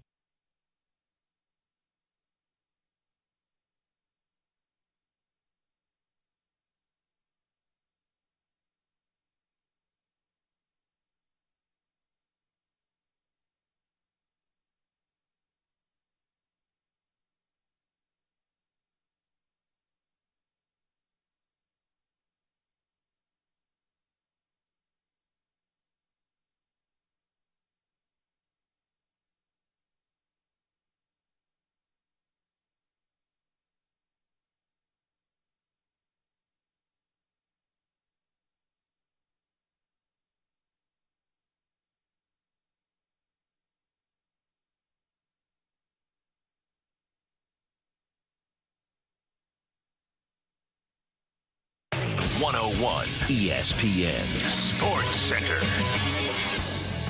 I'm Andrew Marsh. It's time for a Sports Center update brought to you by Saliga Heating and Cooling.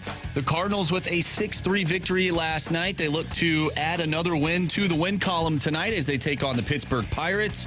Matthew Liberatore on the mound for the Redbirds, going up against Paul Skeens. First pitch tonight is at 6:45. If you missed anything from today's show, make sure you go to 101ESPN.com or check out the free Dobbs Tire and Auto Center's 101 ESPN mobile app. Just head to the podcast page and you'll find all of our shows and interviews, and it's all brought to you by the Schaefer Door Company. Tonight we have the Golden Knights and the Edmonton Oilers. Game 1 pregame for that starts at 8 o'clock. Puck drop is at 8:30.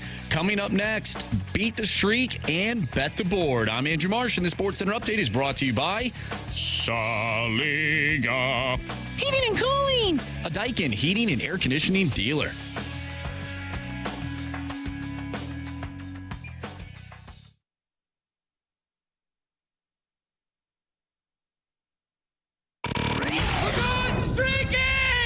Hit baseballs. All of my successes depend on me. You're ready to hit. The hits just keep on coming. And his first big league hit is a bullet up the middle.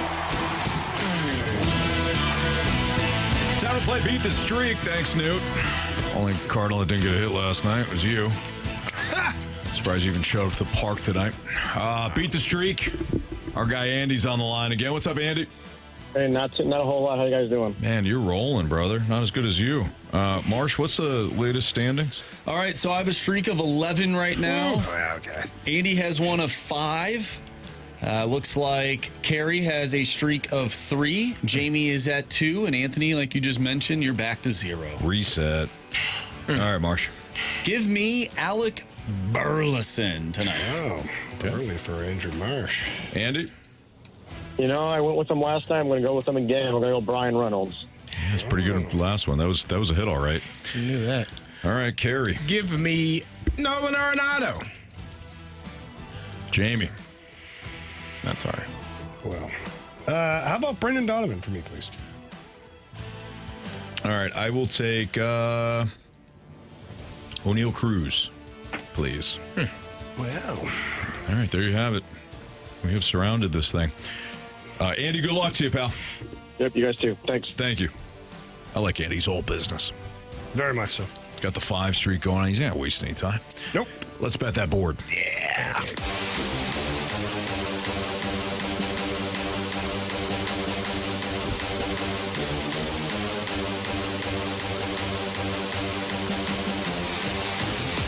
All right, Marshy. Yes. What's the standings for this thing? All right, Anthony, you have 2 points. I have 2 points. Carey has 2 points. Ooh. And Jamie, out of spite, picked up his first point of the month. Nice job, Jamie. Yes. Nice work. All right, so who goes first then? It doesn't matter. Why don't you go first, Anthony? All right, I will do so. Give me the Philadelphia Phillies and Zach Wheeler at minus 135 on the money line in Tampa at the Yankees Spring Training Stadium. Actually in Tampa, though. Correct. Yep. Not St. Pete. So on me, Marshy? No? Me? You can go. Give me Juan Soto. 1.5 hits, runs, RBI. Minus 150. Ooh, right at the limit. Right there. Marshy? Give me Evan Bouchard, 3+ shots on goal tonight. Okay. And Jamie? Give me the Vegas Golden Knights on home ice, minus 132. You think that's going to be a good series? Yeah, I think it will be. 6, 7? I think potentially. I think it's a 7 game. 7's the number. 7's the number. 7. Barring any like significant injuries, do all the series go 6 or 7? No. Ooh, talk to me, Goose. I could see Washington losing in 5. Wow. I thought about going with Carolina. I believe Washington to be a very well put together regular season team. Wow. I don't believe them to be a true contender. Wow. Could the worst Stanley Cup matchup be a Winnipeg Jets versus Carolina Hurricanes matchup? No, that's probably the worst one right now. Yeah. It won't happen, though. Why? Neither team is going to make the final. Carolina can't get past the Eastern Conference final. Yeah, and Winnipeg's probably not going to get past Dallas. No, they're done. Whatever's Connor left of Hellebuyck's them. going to carry them. Give me a break. All right. That's a good point, Anthony. Thank you. We've got what we learned, 3 stars of the day, maybe some criticisms and some compliments coming up. Appreciate everybody being tuned in throughout the course of the show today. Don't forget, too, Jamie just mentioned it. What? He took the Golden Knights. Well, we got Golden Knights and Oilers. Right. Game 1, pregame starting at 8. Puck drop, 8:30, right here on 101 ESPN. And I'm sure our instant replay will have a lot of the audio that you heard throughout the course of the day today on the Blues it's Radio going to have Network. Army and Monty and players, all All the that good stuff. We didn't even get into Monty and some of the things that he said. He had some good stuff, man. Yes, and I'm going to work on getting Monty on maybe end of the week so that we're not doubling down on poor Monty there. He's Absolutely. probably got a little dry mouth from talking so much today. I'm sure. I'm sure. Got to hydrate Monty. Yeah. I'm sure he'll find some iced tea. He needs one of He does those like iced tea. Carey Davis jugs. The propane. No kidding. Water Start tank. early. Carey's jugs? Carey's jugs. Okay, no, he's got one jug. Oh. Now, Did you break it or lose it? Hard to keep I your broke balance. it. I broke it a Broke it. while ago, Yeah. but I ordered a new one. Nice job. It works. Is just it the as well. exact same one? No, it's a little different. A little different. What's but different about it? The messaging is the same, right? I believe so. I don't remember. Do you time read are you that? Drink more. I'm at 3 p.m. I'm behind. Oh, no. Yeah, but do you read those? Do they inspire you to drink more? No, not at all. No? I never look at it. Do you actually finish that thing? Yeah. Well, you missed it. I drink about 1.5 of these a day. You must pee a lot. I do. Like, you're getting you older, don't see too. me getting up almost every break. He's Where the hell getting you think I'm older, going? too. So he's peeing a lot. He's doing He's great. peeing, like, even without all that water, he's peeing a lot. Hey, Very true. chance I get. Yeah. Stay hydrated. Jamie. Yeah. No, I hear you, buddy. All right, we've got, again, what we learned, 3 stars of the day, criticisms and compliments next.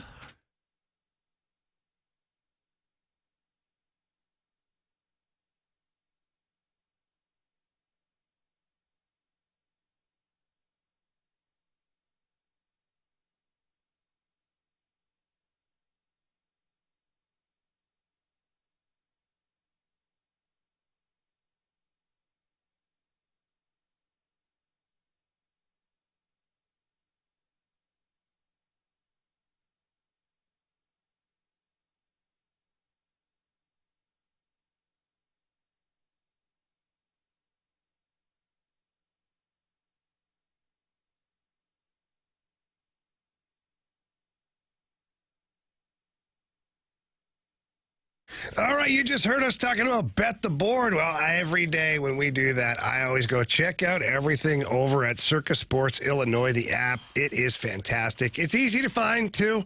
Just go to the website or any app store. You can find it in there. Download that thing, bet like a pro, and it's user-friendly. And if for some reason you have a problem, they have an actual person that you can talk to, and they'll walk you through things. But I'm telling you what, it's really easy to use. My guy, Derek Stevens, one of my buddies from the old Detroit days, he owns Circa Las Vegas, and he created the world's largest sports book, and now it's in the palm of your hand. And he's very proud of what this app can do. And again, we just talked about the NHL and Bet the Board. I got Vegas. I picked him on Bet the Board, and I'm picking him again as my pick for the night on Circus Sports Illinois, the app, minus 132 on the money line. I love that play tonight. So please, don't be a fool. Don't miss out on the action. They've got the best odds of any app that's out there, bigger payouts, higher betting limits. It's just an awesome time when you're using Circus Sports Illinois, the app. So please don't miss out. Join in on all the excitement.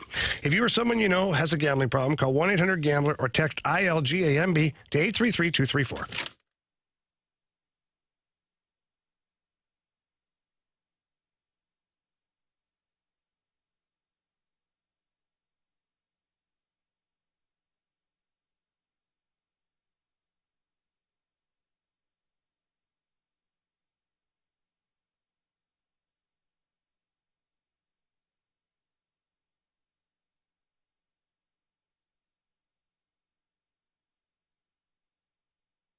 Anthony, are you cranky, tired, maybe just irritable sometimes? Well, you certainly used to be a lot more. Oh, not anymore. No, sir, because you took me down to Mentality, two different locations, right? You go to the one in Chesterfield. I usually visit the one in South County, like I did today. Same staff, both locations. They're awesome, too, by the way. You sit down, tell them how you feel. Low on energy.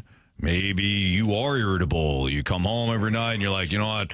Kids are asking you to play sports and stuff in the backyard, and you're like, nah, I'm good. But you're not good. No, you're not good at all. Get your blood level, get your blood checked, check out your testosterone levels, other vitamins that you might be deficient on, and don't worry about it. It's covered by most insurances too. So that's good because, everybody wants you to be healthy. Right. So head over to Mentality. Tell them that Jamie and Anthony sent you in there. They're going to take great care of you. They always do. But, Anthony, you know yourself, when your testosterone levels are fine, when your vitamins are where they're supposed to be, all the levels are good, life is different, man. It's just a lot easier to get out of bed. You're more motivated to do things, whether it's with the kids, on your own, with your wife, your girlfriend, whatever it is, the situation. I mean, you're just better. Absolutely. You feel like you've got more time to do things as opposed to, you know what, I'm not going to get to that. Then you feel bad about it. No, Mentality's fantastic. So be the dad that you can keep up with the kids. Be the husband your spouse wants you to be. Feel and perform like you did 5-10 years ago. Visit mentalityhealth.com/radio. Or like Jamie told you, when you head down to one of the two locations, tell them Jamie and Anthony sent you. It's Mentality.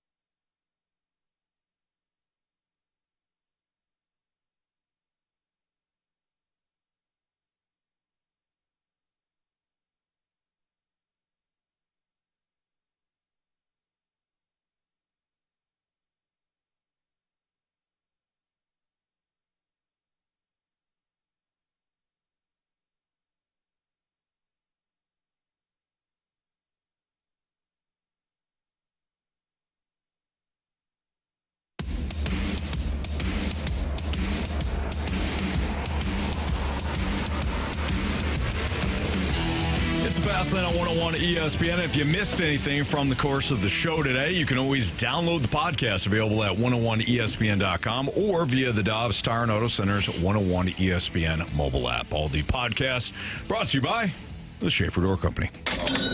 Time to find out what everybody learned today, starting with our guy, Carey Davis. I learned that the Cretaceous period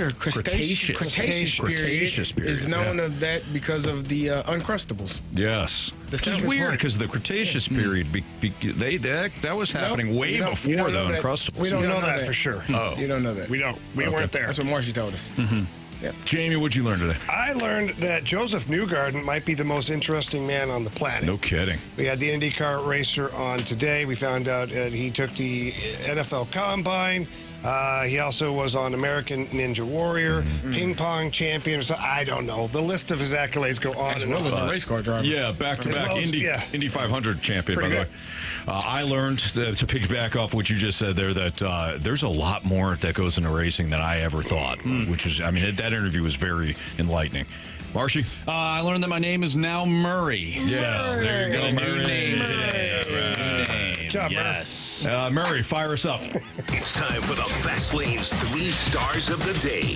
Presented by Circus Sports Illinois. Sports betting the way it should be.